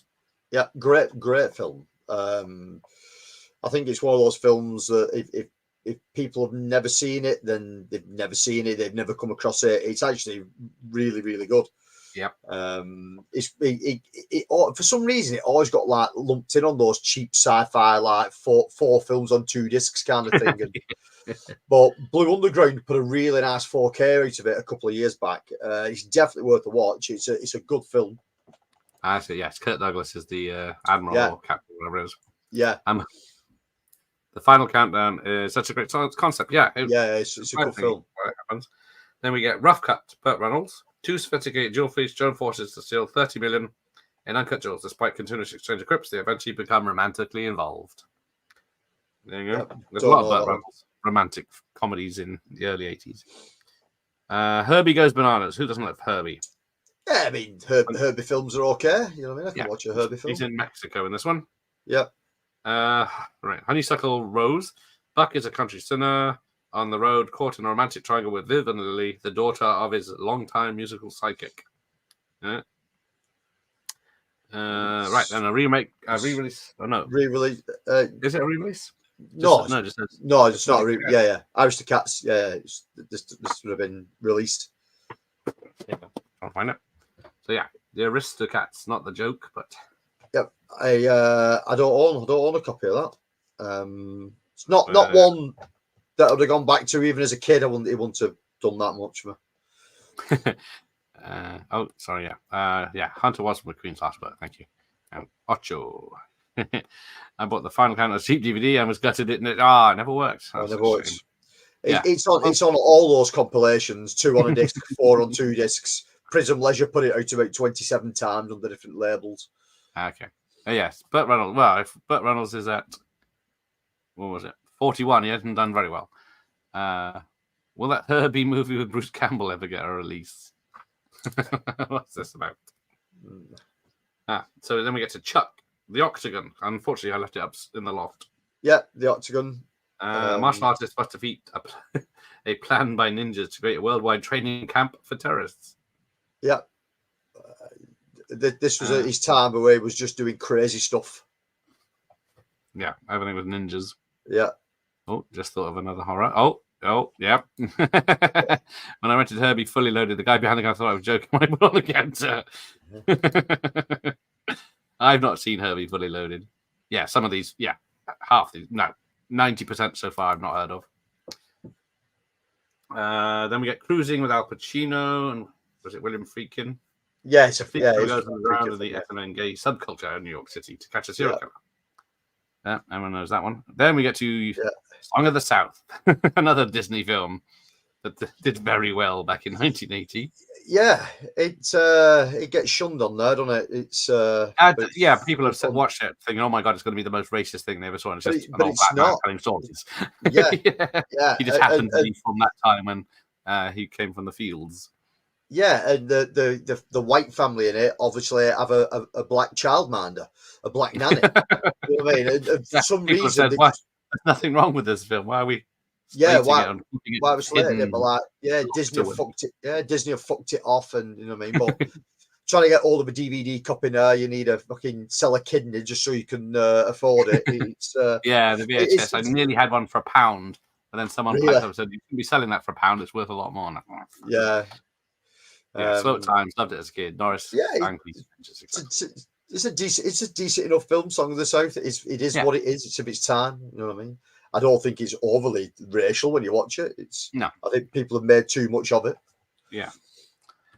So the Octagon, it's a bit meh. But it's got some good stuff in it. I remember Fee can be very vocal in which he didn't consider Al Pacino to be very nice to work with. There you go. All right. Altered States at 34. A physiologic experiment with drugs and sensory deprivation tank and has visions he believes are genetic memories. Is that William Hurt? Not sure. Oh, so Song of the South goes for stupid prices or even Laserdisc. I bet it does. Song of the South has been pretty unfairly treated over the years. It's paranoid. Yeah. Exactly. No one's ever. It's where they play in everything. The zippity doo da. Yeah, it's even in Fletcher, isn't it? Yeah. Oh, Jeff's touches. It's got a bootleg of the Song of the South. Yeah. Yeah, I've seen some Blu-ray bootlegs going of it, so somebody's probably upscaled it at some point off DVD. Yeah, I'd imagine someone must have done it, hadn't they? Oh, bollocks. I pressed the wrong button. Nope. I got adverts. Altered State. There you go. It's William Hurt. There's other films called Altered States now. Yeah. Blair Brown. Yeah. 6.9 though. I think there's a modern film called Altered State as well. There is. I just went past it. So it's a Ken Russell film. So yeah, no wonder it's bloody weird. Yeah. Then we get Tess at 33. A strong-willed young peasant girl attracts the affection of two men. There we go. Rawr. She is very pretty. 32. Something that's going to live forever. Yep. Yeah, I don't own a copy. It's Alan Parker's film. Yeah, there we go. Then went on to be a popular TV series. TV series. Yeah, it was massive as a TV show. Yeah, I watched it every week. One of the first films I saw on the bigger screen. There you go. Herbie Fully Loaded is great. That's why I wanted to bonk Lindsay Lohan. I'm sure she was of age back then. Also says it's good. The writer was mad with all the changes they made for the movie. Yeah, I can imagine so. Al Polanski, pretty good. There you go. That's the lady banging everyone. Tess. Then we get to 31. Right, this will make someone happy. 5 more minutes. Just enough time to watch The Fog. Fog. Brilliant Carpenter film. One of my favourite Carpenter films. Yeah. It's one I put on thinking, oh, I'll have a fun time with this. It's only 90 minutes and it creeps me out. Yeah, it's good from beginning to end. It's a good story. Effects are really good in it. Yeah, you know what yeah. I mean? I know they added extra horror, didn't they? But yeah, it's one I always go back to. It's fun. Ken Russell. Yeah, I don't think I've ever enjoyed a Ken Russell film. I'm trying to think. The Devils, The Boyfriend, Altered States. I'm trying to think. He did a lot of weird shit. I'm trying to think if he did Lair of the White Worm. Oh, I don't know. That's a good film, though. No, I do like that one. But, I'm trying to see. Yeah, he did do Lair of the White Worm. I do like that one. The Fog, Carpenter's second best horror film. I take no arguments. Well, watch out for AJ because he doesn't like Halloween at all. The 78 version. Right. Another great movie that got shit remake. That is true about The Fog. Yeah. I always remember at the school disco they played Fame. People used to jump off the lighted frame in time to the song. They even have those climbing frames on gym walls in schools anymore because they're probably a health and safety issue now. Oh yeah, there's no way they'd allow them in schools now. So many people fell off them. Yeah. The Fog. Yeah. Well, Michael Myers is happy. There we go. Yeah. Carpenter himself thinks it's rubbish. He's wrong. Dead wrong. Yes, Ian Grant, you are correct. My favorite Carpenter, I believe. No, because your name isn't whatever his name is on this. The name of the pirate. Oh yeah, I can't think of his name. Oh, the Fog remake was directed by a Scottish bloke that directed NWA music video. There you go. Explains a lot. I still think They Live is Carpenter's best, and Prince of Darkness is worst. Get off. Ooh, Prince of No. Prince is worse. I said Blake. Yeah, why way worse. Than, have you never watched Body Bags? That ain't too clever. Ooh, how's that? Too here though. It's Village of the Damned is okay. It's okay if you haven't seen the original. Yeah, Ghost of Mars is just tongue-in-cheek sci-fi rubbish. Yes, allegedly Escape from Mars. It was supposed to be. Yeah, hang on, I'm supposed to be looking at my phone. I thought, put your phone down. How rude. Right. My Bodyguard at 30. When a boy comes to a new school, he gets harassed by bullying and hires the services of a school's most feared kid as a bodyguard. Never heard of it. No, I've not heard of that one, considering it was so high up on the list. Oh, I'm sure I have this. American Gigolo. Very famous. Gigolo. I remember this. Oh, I didn't know it was a murder mystery. A Los Angeles escort is accused of murder, which he did not commit. With Richard Gere. I thought it was just about the life of American Gigolo. I might watch it now. If it's who done it? So. Yeah, I've never seen it. Like I say, I know the film, but I've never seen it. That will change if you check out Ghost to Mars. Yeah. While we're on the subject of Mouth of Madness, it's easily Carpenter's best. There's too many good ones, isn't he? Yeah, In the Mouth of Madness is great. And then we get to Xanadu, finally at 28. Xanadu. The struggling artist meets a girl who may hold the key to his happiness. Who's the old guy in it? Yeah. Yeah, see? Well, the Yeah, I blanked as well. ELO's soundtrack, isn't it? It's a really great, odd film with a great soundtrack. It's and Olivia Newton-John, you can't really go wrong with her. Yeah. American Gigolo is decent portrayed. That's the one. I liked it. You guys liked it. You guys my age, and you haven't seen My Bodyguard. Okay, I need to see it. Gene Kelly, thank you, Ian Grant. There you go. I watched Princess Dark twice, but I get the same feeling. It's so slow and boring. Just saying. It is slow. Yeah. It's tension build up, isn't it? Sort of thing. But yeah. Right. I do have this one in my collection, but I didn't bring it down. Raging Bull. Again, a film I have seen, don't particularly like. It's not really it's so good. It's I not know, my... like people saying it's his best film. I couldn't. Yeah, it's not my cup of tea. I don't like the character of Jake LaMotta because he's not very likable. But no, I get why people like it, but it's just it's not for me. Well made for a start. So yeah. Right, 26. Bronco Billy. So here's some Clint. Yeah. An idealistic modern-day cowboy struggles to keep his Wild West show afloat in the face of hard luck and waning interest. I thought he was dying as well. I remember him coughing up blood. Yeah, this is the one I've seen on TV loads. Yeah. Just loads. Sunday afternoons, Easter, Christmas. You know what I mean? Yeah, it's always on. It's always on. Put on. Yeah, Bronco Billy. 25. He's not an animal. He's a human being. He's a human being. It's The Elephant Man, which is Mr. directed by David Lynch. Yeah. And produced by Mel Brooks. Yeah. But he kept his name off it, so people didn't think he was a spoof of The Elephant Man. Yeah. Great film. Really good film. Yeah, I haven't seen it first, but it's a bit sad at the end.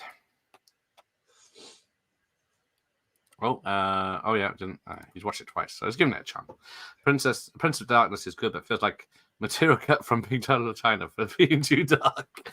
It's a lot of the same people, yes. Not ashamed to say I like Xanadu, a great love letter to the music of the 40s, 50s with a 70s feel. Yeah, that scene where the two styles mashed together is good. Yeah, I need to catch that HD version of that. I was correct. Bronco Billy, there you go. Best film they've made about a weird cylinder of green shit. Yeah. Elephant Man is very good. Watch it in school on the TV with the wheels of the teacher, wheels in the classroom. Yeah. I think I saw it at school as well. Elephant Man. Very educational. Yeah. Yeah. Prince of Darkness is part of the apocalypse strategy. It's hard to get mad at. Looks like Jason in Friday Part 2. Yeah. If I hid the name, you wouldn't know any better. Sackhead Jason. Then number 24, another re-release from Disney. One of their older ones, Lady in the Tramp. Lady in the Tramp again, not one I watched. one of my not one that's in my Disney collection. 23. But Flash, we've only got 24 hours to save the Earth. Yay! Just phenomenal film. Phenomenal. I don't know. Would it be as good without the Queen soundtrack though? Possibly not. I would say, I mean, Queen did two banging soundtracks. There's two banging chicks on it. Yeah. Barely dressed in the whole movie. It's just, it feels pulpy. It feels Saturday morning cinema. It feels everything. It just works brilliantly. Directed by Mike Hodges. Yeah. It's so good. So unfortunately, Sam Jones got dubbed. Yeah. But just everything about it, the way it looks. I mean, I don't know if you've seen the 4K of it, but the 4K is just beautiful of it. It's fantastic. Yeah. From the director of brilliant film. But yeah, it's I'd imagine a 4K looks gorgeous. Yeah, and again, it's got everybody's favorite Brian Blessed. You know what I mean? Gordon's alive. Gordon's alive. A friend of mine's a comic book artist. You might have seen Dave, who presents the other channel that we've got together, the podcast. And a couple of years back, he was at a comic book convention, setting up early in the morning.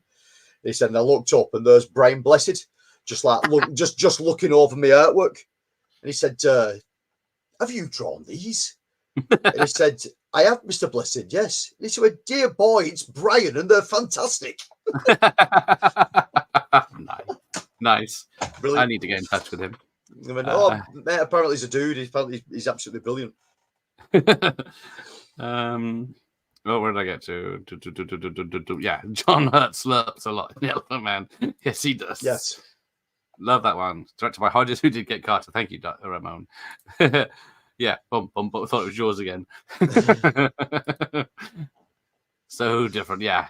I guess he's a talented director, so he's passed away a few years ago. And that's how they couldn't sell Lucas the rights to Flash Gordon, and 2 weeks later they made a film. Yeah. Oh, yes. I wish they made a Dan Dare movie. Yes, that would have been good. Dan Dare. Who's that Dan Dare? Yeah. Dan Dare would have been good. Any of that kind of stuff, the Dan Dare, any of the Eagle kind of stuff. Yeah, I love the fighting the Mekon. Yeah. I must admit, I don't own Flash Gordon, can never seem to find a decent used copy of it. Everyone keeps their copies, that's why it's such a good film. Yeah. I saw Rodney and Only for Sources when Dandy Vita shit. That was a cool t-shirt. I think I remember that one. Surely heard Blessed it before seeing him. Yeah. Dear boy. Dear boy. Right. Flash, a football player. The jazz singer. Jazz singer. Oh, I'm Travis. Yeah, so this is a different one, Tiger. The son of a Jewish cantor must defy the traditions of his religious father in order to pursue his dream of being a popular singer. So this was like the 4th or 5th version of the jazz singer by the time Neil Diamond was in it, I believe. Yeah. The only reason I know this film is because my dad's a massive Neil Diamond fan, so that's what put me onto it back in the day. Then we get to more technically horror, more Brian De Palma. Yeah, Dressed to Kill. Yeah. Again, a film I've seen a couple of times. Good film. I'm not sure if I don't think there's a really good version of this, or if there is, I'm not aware of it. I haven't looked, actually. But yeah, mysterious blonde woman kills one of the psychiatrist's patients and then goes after the high-class call girl who witnesses the murder. Is this more Kane? The second Kane film? Yeah. And then somehow we get a film called Little Darlings that beat it. Oh, I've seen this, actually. 2 15-year-old girls from different sides of the tracks compete to see who will be the first to lose their virginity at a summer camp. So, yeah. Was it Tatum O'Neal and Emily McNichol? But, yeah. It's different times. When 2 15-year-old girls are trying to get shacked up with anyone at a summer camp. Yeah, it's bizarre. Bizarre to think something like that did like 35 million. Yes. You know what I mean? But yeah, but never even heard of since. But yeah. Yeah. Oh, Michael Myers has seen Flash Gordon. Good. It's just the one with a nude scene. Yeah, that nude scene of Angie Dickinson with a very long shower, isn't it? At the opening titles. Yeah, it's. Yeah, it is a Little Darlings. Despite what the synopsis says, it is a sweet little film of these two girls who are like trying to be friends, fall out, and then. Oh, there's an arrow. Cool. There is an arrow video. Cool. I'll flew for that. Cheers, man. Yeah, thank you. And, right, we're starting to get into ones we don't know. Brubaker, I do know that one. Robert Redford, a new warden of a small prison farm in Arkansas, tries to clean up the corruption after the initial... Oh, yeah, he poses as an inmate for the first, 30 minutes. And then says, right, I'm the new warden. I see all the bad stuff now. I'm going to fix it. Yeah. I think it might be based on a true story. All right, number 18 for you horror lovers. It's the first of 12 films. Yeah, I mean, my favorite film franchise of all time. Yeah, I think it might be mine. I love these films. Yeah. Now, as far as this film goes, the first one, it's okay. You know what I mean? I was going to say the first film is never top on people's lists. No, it's slow. It's a bit methodical and yeah, bit methodical. There's 5 minutes of someone making a cup of tea. So yeah. So what? If I'm ever doing a full run of these, I don't tend to watch this anymore. What I'll do, I stick the burning on first, watch the burning, and then do all the others. Cheater. Yeah, because it is a slow film. The biggest problem is this is the Screen Factory release in the big box set that came out, and it looks brilliant. But the problem being with it is it looks that good that it makes every kill look terrible. Yes, when you can see through the effects, it doesn't help. Yeah, does it? You can see through the Kevin Bacon effect and skin color and it's all not shadowed. It just doesn't work. But what I do like is they put a lot of like the extended kills back into these and stuff like that. But take nothing away from it. Again, it's my favorite film franchise of all time. I've got a massive fucking Jason tattoo up one arm. It's you know what I mean. I love it to pieces, but it's probably one of the worst ones within the franchise, and that's saying like 9's better than it. You know what I mean? Oh well, yeah, I would go there. I find 9 more entertaining. I love 9 personally. Okay, very good. First Kevin Bacon film in the rundown. Yeah, I think first and last. I think. Yeah. At this point in his career. I love it when they say the police said to Kevin Bacon, "Do you smoke?" And he says, "No, because it causes cancer." Yeah. So right now we brought the chat back on our side. Caddyshack at number 17. Everyone knows Caddyshack. Somehow I don't own it on VHS or DVD. In fact, I looked at DVDs for the films of 1980. Good film. Everyone knows it. It was a staple comedy. It sort of set the ball rolling for this kind of stuff. I don't think how the song goes. Yeah, I can't think of the song goes. But Bill Murray's great in it. Yeah, and Chevy Chase turns up and actually cares. Chase. Yeah, it looks like he's not dialing it in. Like the second one. Yeah, which we won't talk about. Yeah, horror films need to be seen on VHS to maximize the scare. See, Ian Grant knows what I'm talking about with my videos because Friday the 13th, the first one, and somehow I got talked into doing Dream Child, but we'll see what they look at. There's people are telling me the Friday the 13th original one on VHS has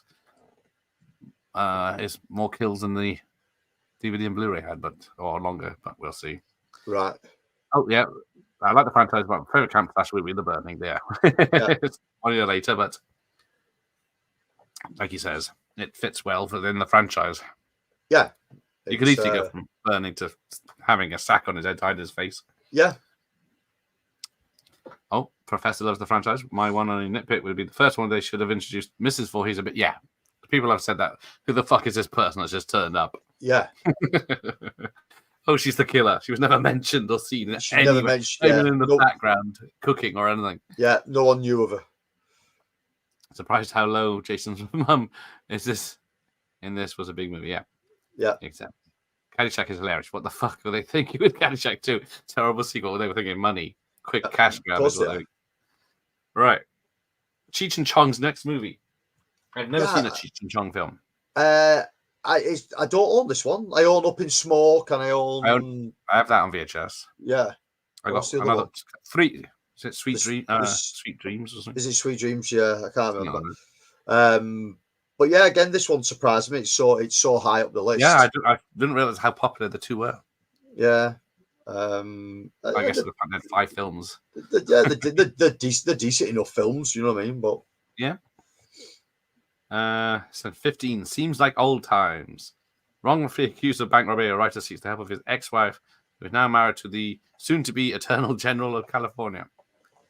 And I've seen this recently. I can't remember who's in it. It is Goldie Hawn and Chevy Chase. There you go. Right. I didn't realize he did that the same year as Caddyshack. Oh, it's writer Neil Simon. It's got Charles Grodin. It's coming back to me now. Yeah, Foul Play was their first film together, which was in 1978.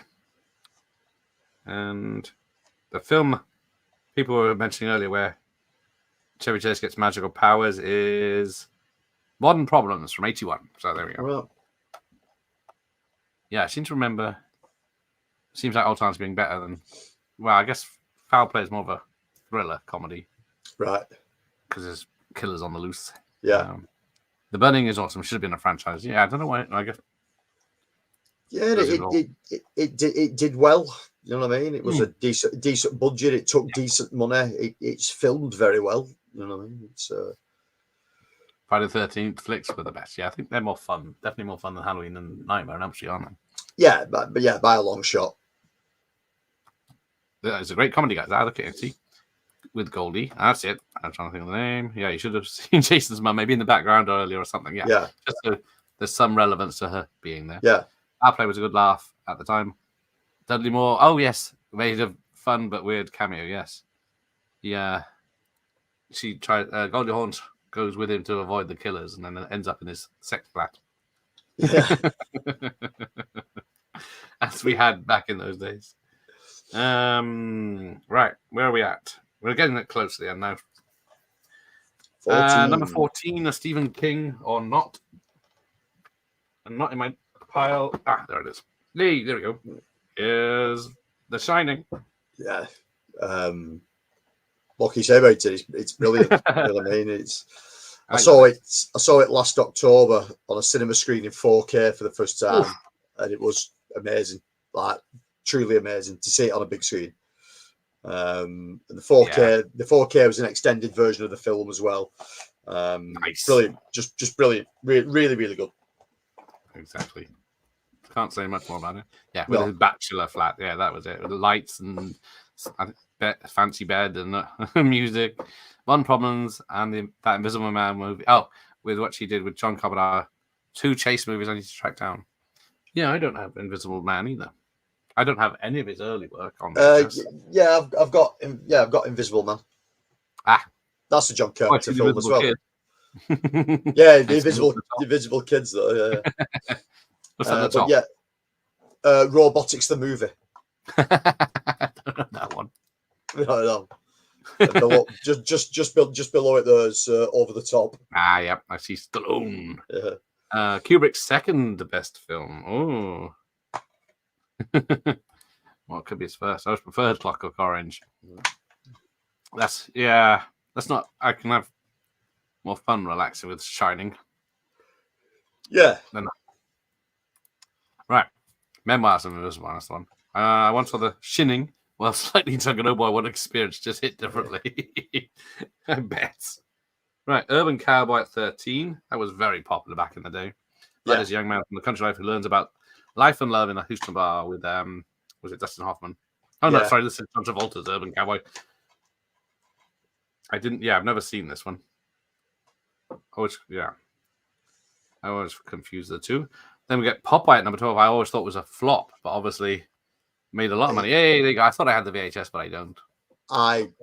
Believe it or not, I actually love this film. It's actually, if you go back and watch it now, when it first came out, everyone slated it. Every critic seemed to hate it. If you actually go back and watch it now, it's actually a fucking masterpiece. It's brilliantly done. The special effects in it. It was done by Robert Altman, wasn't it? Hold on a minute. I can't see who directed it. The one thing it doesn't show. They're the child tell us. But yeah. Yeah, Robert Altman. Robert Altman. Yeah, was one big set completely made in Malta. It's I think it was like one of the most expensive films of its time for what it was. Yeah, that's why they probably try to hate on it so much. Yeah. Big film. Shelley Duvall was in it again. This was a second. Oh yes, The Shining and that now. Shining and this. Yeah. She did quite well that year. Yeah.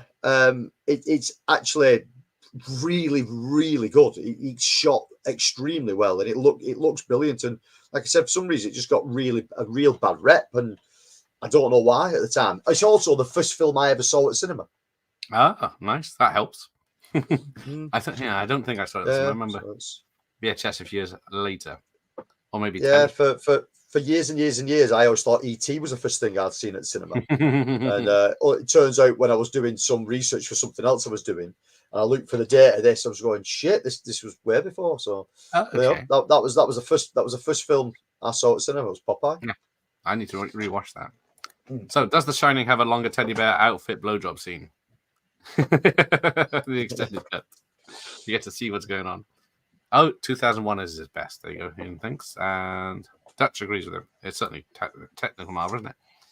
Love The Shining, but yeah, Clockwork Orange Beach. Okay, we got 3 going in now. Yes, there you go. I saw that young age. I liked it a lot. Seen perfect casting in Popeye. Yeah. Yeah. Popeye's great. Robert Altman. It's an auteur film. That is. I really heard. Oh, I had a really good observation that Mickey from Rocky is like Popeye. Yeah. He's very like that. I'm going to have to watch Popeye now. Yeah, I think we're going to lose half our audience. Let's crack on. Yeah, So, it's good. ordinary- It's worth a watch. Ordinary People at 11, which is serious drama. But I think it's directed by Robert Redford in his first film he directed. Right. I could be wrong. But yeah. Then we get number 10. Oh, hang on. I got music for this.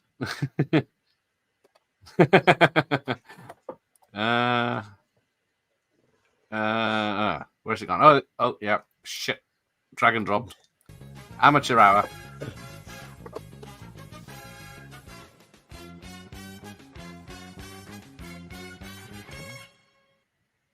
Hey. Oh, you got the Blu-ray stripy one. Yeah. So yeah, it took 6. Um, No, if it came out in 18, it came out about 88 on VHS, didn't it? Because it had to wait 8 years for this yeah. to retail. Brilliant film. But yeah, I bet that's probably the extended cut, isn't it? Which is the only version you can get now. Yeah. Phenomenal. Everything about it is I brilliant. love the music. I got the soundtrack. I just what did I get? Matrix, Rain Man, where is it? Dogs, Top Gun. There it is. Just got the CD this week. So I got the vinyl. But yeah, I used to listen to that over and over back in the day. Yeah, and again, don't overlook the second one, Blues Brothers 2000s. It's I like the music. But yeah, loads it's of got a fun. massive ending at the end, doesn't it? With all the famous people. Yeah, I mean the little bit before that, where they go and audition for the like Creole thinger, and they do that whole zombie routine. Yeah, It's amazingly good. yeah, it seems to fall apart when they're not singing, doesn't it? Yeah, a little bit. Yeah. You haven't missed a certain Foxy film. How many films people think are flops that aren't exactly? It's surprising they actually made that money. I can never get into the Blues Brothers, and I really like Landis films usually. Okay, Mm. Blues Brothers, yes, not the Mitchell Brothers. Yeah, the cast dance itself as well. It came out as early pre-cert, yes, and then if you couldn't get that, you had to wait until the retail release. Yeah. So glad I got to meet John Landis. I'm going to sign my Beverly Hills Cop 3 VHS. Nice. I don't know if you'd be pleased or laughed at that. Yeah. Somehow we got more blue at number 9. You going to bring your copy up? The Blue Lagoon. I've never seen this film. I've never watched it. I've seen it. I haven't seen it for many years, but I remember watching it when it came out. I know there's a Blue Lagoon 2 as well. But yeah, basically two teens end up, two very attractive teens, end up on a beach in Yeah. a very nice beach island and get together. Yeah. Actually, I know the film. I've just never seen it. Yeah. I think, is it Mila Djokovic is in the sequel remake or whatever it is, but Right. what's the name? Who's the tar in the first one? Yeah, Blue Lagoon. The pause button got worn out on that one. They're children. Wired. The one where Michael Chiklis plays John Belushi. It follows his weird life. Yeah, that's a not well received film. Someone tell me who's in Blue Lagoon. Then we get to number 8. Bert's back again. Hey, there you go. My favorite Yeah. in the Landed right franchise. again. Yeah. Yeah, I used to watch the first 2. They used to be on Yeah. TV loads. Again, the first one I enjoy. It's okay, but again, it's a bit slow in places. I always find the second one way more entertaining. Just the end sequence with all the police cars and all the big wagons and that. It's just brilliant how they did that. How the hell they organised that, I don't know. Yeah. But it's a really, really good film. Then the third one's just a piece of trash. It's okie dokie, yeah. Brooke Shields, thank you, Mike. Yes, the ugly Brooke Shields. Yeah, Brooke Shields, the first one, Mila Jovovich in the second. Right. We're getting to the home straight. Coal Miner's Daughter at number 7, which is. No idea. It's one of those that I remember it being out and mentioned all the time. And the fictionalized life of singer Loretta Lynn, a girl who rose from humble beginnings to become a country rock star. So it's Carrie herself doing a load of singing. I think Tommy Lee Jones is in it as the bastard husband. Right. But that's all I can say about that. Then we get more Goldie Hawn. Number 6, Private Mention. Now, I used to watch this lots because it was probably a 15 and there's a lot of adult stuff in it. But you go on. Yeah, I don't own a copy of Private Benjamin. I don't know why. You know what I mean? I should do really. But I think it made a TV series as well. But yeah, sheltered young high society woman joins the United States Army on a whim and finds herself in a trickier situation than she expected. But yeah, it's a comedy where spoilt rich kid goes to army. Didn't Demi Moore do a remake of it? I'm trying to think. Someone did a remake, didn't they? Was it Demi Moore? If it got out, someone will tell us. Let me see. The biggest game of chicken is Smokey 2 is just bonkers. Yes. Yeah. Christopher, what happened to Atkins? That's the one in. Yeah, that no one remembers. Everyone remembers Brooke Shields. I used to have a CB radio. Yeah, so, well, I never had one, but I was around the time everyone had one of them in the cars. And then you could play with them. My dad was into amateur radio. He had a setup at home. My sister had a Ford Escort Mark 1 or something with her. Yeah. Dukes of Hazzard horn and then CB radio. But yeah, great stuff they were. If you could pick some up in Darkest Wales. Okay. Oh, it's an okay drama. What was that singing one we just had? Coal Miner's Daughter. Yeah, I don't believe it myself. But we haven't even got the Howling. Oh, I was going to say, yeah, I'm running out of tape. I thought it. Yeah, Howling is 1981. I could have sworn it was 81. Yeah, when you kept mentioning it, I thought, yeah. But... Oh, there it is. I'll show my tape anyway. There you go. The Howling. Goldie has a great ass, especially in Bird on the Wire. Yeah, and she's Wildcat. She's naked in a bath. So yeah, I want to watch that. I think Howling was made in 80 but released in 81. That sounds right. I have no evidence about this, but I think Pirate Engine was the most repeated film on BBC. Yeah, it's probably where I saw it because I remember seeing it loads. And then number 5, more Clint. Yeah, now, I watched. Bizarrely, I've got Any Which Way But Loose, but I've not got Any Which Way You Can. So I don't know why. Yeah, I was really surprised that both films are 2 hours nearly.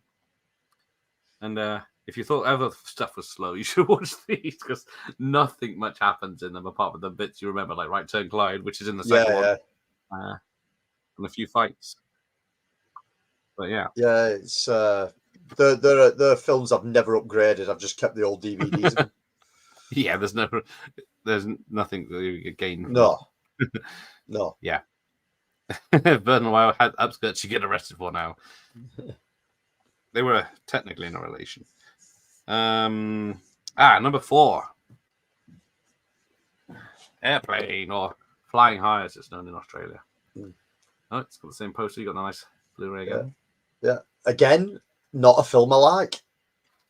Bizarrely. It's off my channel. Yeah, I like all the sort of like skit comedy stuff like this, but for some reason, Airplane, it just doesn't register. Kentucky Fried Movie, all that kind of stuff. I like this. Yeah. No, I don't know. It just fails to hit the mark for me for some reason. I prefer Top Secret and Naked Gun over Airplane. Yeah. And Hot Shots 2, but maybe not Hot Shots 1. There you go. Howling, American Werewolf, Wolfman were released in 81. You'll never forget it. Yeah, Wolfen's a great film that people don't talk about. I enough. always watch it, but I think, why am I watching this? Because there's no werewolves in it, is there? So... No, everything's shot from a third-person perspective. Yeah. Oh, yeah. So he does look like the devil. Actually. Yeah, he does. Yeah. Good point. Right turn, Clyde. Yeah, exactly. Everyone remembers that, but I think it's in the second one. You can believe he lives with a monkey. Yeah. Yeah.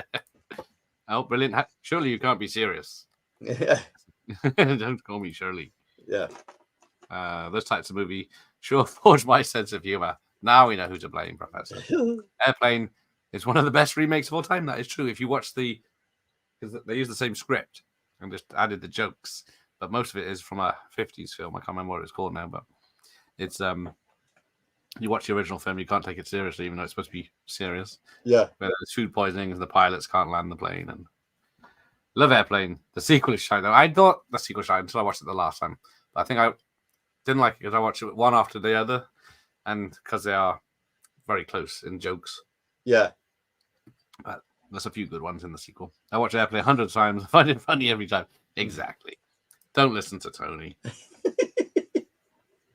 But what does the devil look like, really? Exactly. How would we know? Yeah, it does have the William Shatner door TV screen joke that it's gone. That's it. 0 Hour. A remake of 0 Hour. 0 Hour is the film. Thank you. Everyone's shouting at me because I'm stupid. Apparently, Clint adopted the real life. Yeah, he did. Because he found out years later that the orangutan was being mistreated and left in poor condition. And I think he paid to have it rescued and put somewhere safe. And yeah, right. We're nearly there. I thought 117 films. We'll crack through that in an hour. Obviously, I was being stupid. Number 3. It's another comedy. Gene Wilder, Richard Pryor. Stir Crazy. Rodeo at the end scene. Yeah. Great film. A film I've not seen in a long while. Yeah, it's one I used to watch. Well, it was on BBC or ITV, one of them, a lot.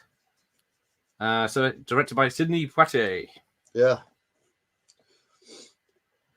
But yeah, great when those two got together most of the time. Okay. You want to somehow, this surprised me. The number 2 film, 9 to 5 with Dolly Parton. Yeah. I mean, I get that she was a big thing, and I get it was It's a funny film.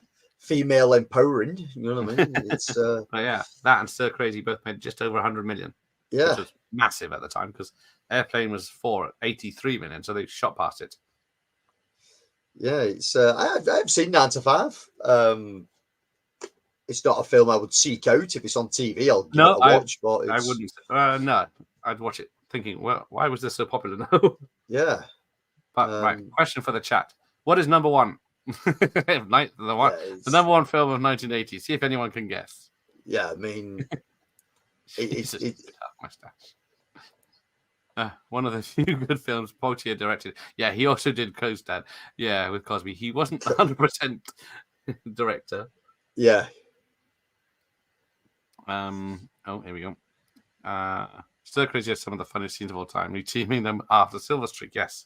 Yep. It was a good get together. Some people say Dolly Parton it's just a big pair of tits, which is just unfair. Yeah. Have you not heard Jolene or the original Bodyguard song? What is it? Will always love you. Always love you. Yeah. They would have been over 100 years old if they had escaped. They did seem to get a harsh thing. And then we get See No Evil, Hear No Evil's better. Don't Care for Another You. And Silver Streak was okay. Yeah.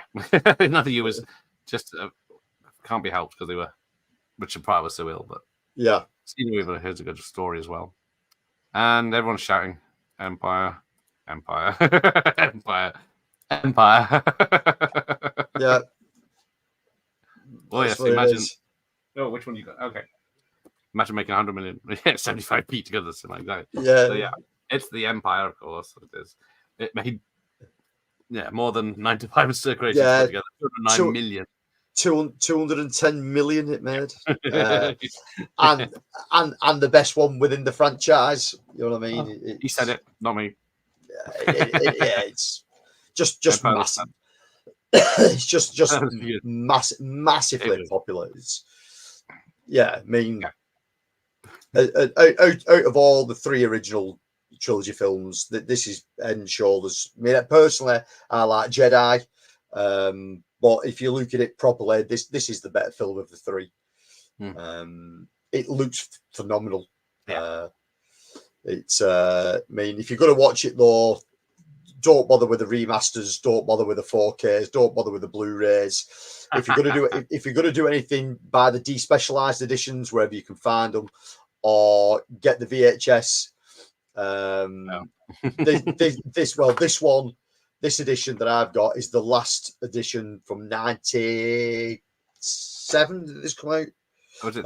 This is the last of the original before the digital remaster once came in. The special edition.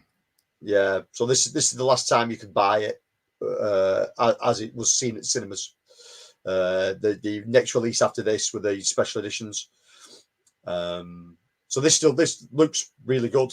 But if you can find the despecialized editions on Blu-ray of all 3 original films, grab them because they look phenomenal. They've had the DNA taken out of them, so they look extremely good. But they've been upscaled to 4K, and they've used existing footage from where they could. So a lot of them was taken from Laserdisc. So that's where they got the. That's easy, yeah, and they've done a really good job considering it was like a fan made project. But yeah, Empire.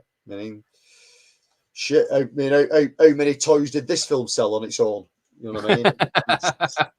Yeah. Star Wars did brilliantly. Then everyone was just falling over themselves to get product when this got announced.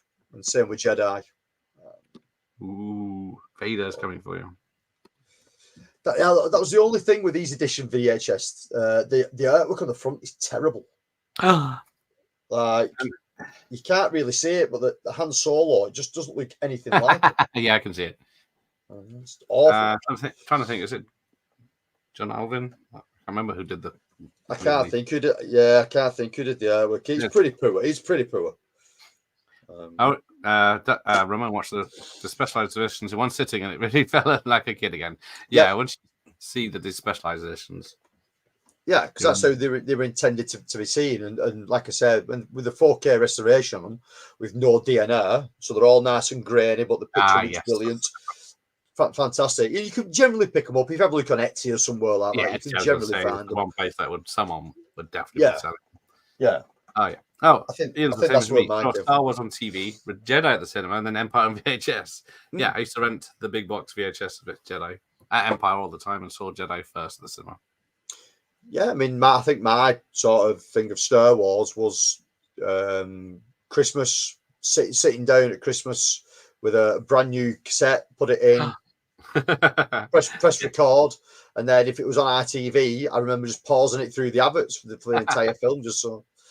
And that was how I owned the films for years. They just put Star Wars on every Christmas, but until they could get the rights to another one. But I already had the tape, so I didn't have to worry. Yeah, it's one of them franchises that stood the test of time. Yeah, is the newer stuff any good? No, but it's not aimed at me. It's not made for me. It's made for a new generation, seeing it with new eyes. You know what I mean? And that's what the prequels were. The prequels were for a new generation, and the new sequels are for a new generation. You know what I mean? Do I like them? No, but it's not Star Wars for me. It's Star Wars for a newer generation. So, Wow, yes. My favorite quote about Empire is that it is a beginning, middle, and end, just not in the right order. Oh, Michael Myers knows nothing about Star Wars. Surely you must have seen Empire. I watched Star Wars at the Unit 4 in 1997. We had a Unit 4 cinema in Wigan. I never heard of Unit 4 cinemas. Tiny little 3-screener. Empire has the least changes overall, and some new bits do help it. The original Empire doesn't match up. Sorry. Yeah, is that the one with monkey eyes? Yeah. That isn't Han Solo, that's Buck Rogers on your cover. Yeah. All right, take care, Ramon. So, yes, next time is part 1 of 1989. Up to 101. No, up to 100. No, 100, 101. So yeah. the next one will be 100 to number 1. Yeah, there's a lot to go through in '89. Yeah, There's there's a hell of a loads. year. There's Yeah. probably twice as many films, and you'll know most of them. That's Tony's guarantee. Yeah, it's got my seal of approval that you'll know most of them. Yes, when watching movies on TV was a magical experience. Yeah, it was great. It was great. Was it ITVX has got the Bond films, hasn't it? But I guess most people are streaming them whenever they want rather than watching them on ITV. Yeah. I mean, take nothing away from ITV. Currently on ITVX, they've got some decent films on there. Same with BBC iPlayer. iPlayer's got some decent films on there at the moment. Yeah, because they don't just have their own stuff, do they? They've got many big Hollywood films, haven't they? Yeah. Which is fair play, you know what I mean? The free streaming. So it's exactly. There we go. One of my favorite memories is buying Death Wish 3 on the Commodore 64 and the Christmas TV and the Christmas TV on the same day, and seeing Empire Strikes Back was my nearly very. Yeah, Death Wish 3 on the Commodore 64 Spectrum. I played on the Spectrum. It's a fucking amazing game. Yeah. Right, we'll wrap this up. So yes, great countdown. Yes, thank you for joining us. And sitting through all 117 films and probably 200 films. People, no, 100. Thanks for everyone tuning in and watching me going. I have no idea what that one is. Yeah, I thought he'd be a great guest, but obviously not. Next time I'll get someone else. I've seen films. Still remember ITV premiered Ghostbusters for the first time on UK TV on Boxing Day after the legendary Bobby Navarro, of course, he meant. Yeah. See, that's when TV was special. You know what I mean? It's when it was good. So yes, hi Mike, thanks for joining us. We're just wrapping up. Mike will be back on the channel soon with Dead Man Don't Wear Plaid. Cool. I'll find out what it actually is called then. Done that. Just remember everything. Get everything legal. Yeah. If you want anything, Bob's got it on his hard drive. Yeah. Oh, I've still got the IT premiere of Ghostbusters. What? It's the sanitized version. You've still got that on a tape. Upload that immediately. Yes. Upload it as a private and then tag me into it so I can download it. Have you still got all the adverts attached to it as well? Because if you have, that's even better. YouTube would allow that. Like, if you set it as private, you'll be okay because no one can see it. You've got to send the link in. So, all right. Thanks for joining us, Ian. Take care. Thanks, Ian. I like Tubi because it's like watching a movie on TV. You occasionally get some commercials. Yeah. I watched that. Yeah. You get a snack. Exactly. Yeah. I watched loads on Tubi. It's fantastic. Cheers, Andy. See you next time. Cheers, Andy. Another interesting list. Yeah, it was interesting. That's the best way to describe it. No one's ever seen or heard the fucking films since 1980. But it's a fine list. All right, take care of yourself. Thanks for everyone. We'll see you next time. Take care, everybody. Raiders of the Lost Ark. Nice. But, we'll be doing 89 in June, which is nearly upon us. Yep. Right, let's go. It's been 2 hours longer than I thought it would be. But good night, Bob. Good night, everybody. Oh, the Loretta Lynn story. There you go. Of all the films to pick. Oh, hang on. We'll have to check if it has the ads. Used to cut them out like everyone else. Yeah, exactly. Yeah, everyone wants to watch the bloody. No, ads. everyone wants the adverts now. So that's the point. I've got a Star Wars film. I think it's Empire Strikes Back on my TV edit. But yeah, anyway,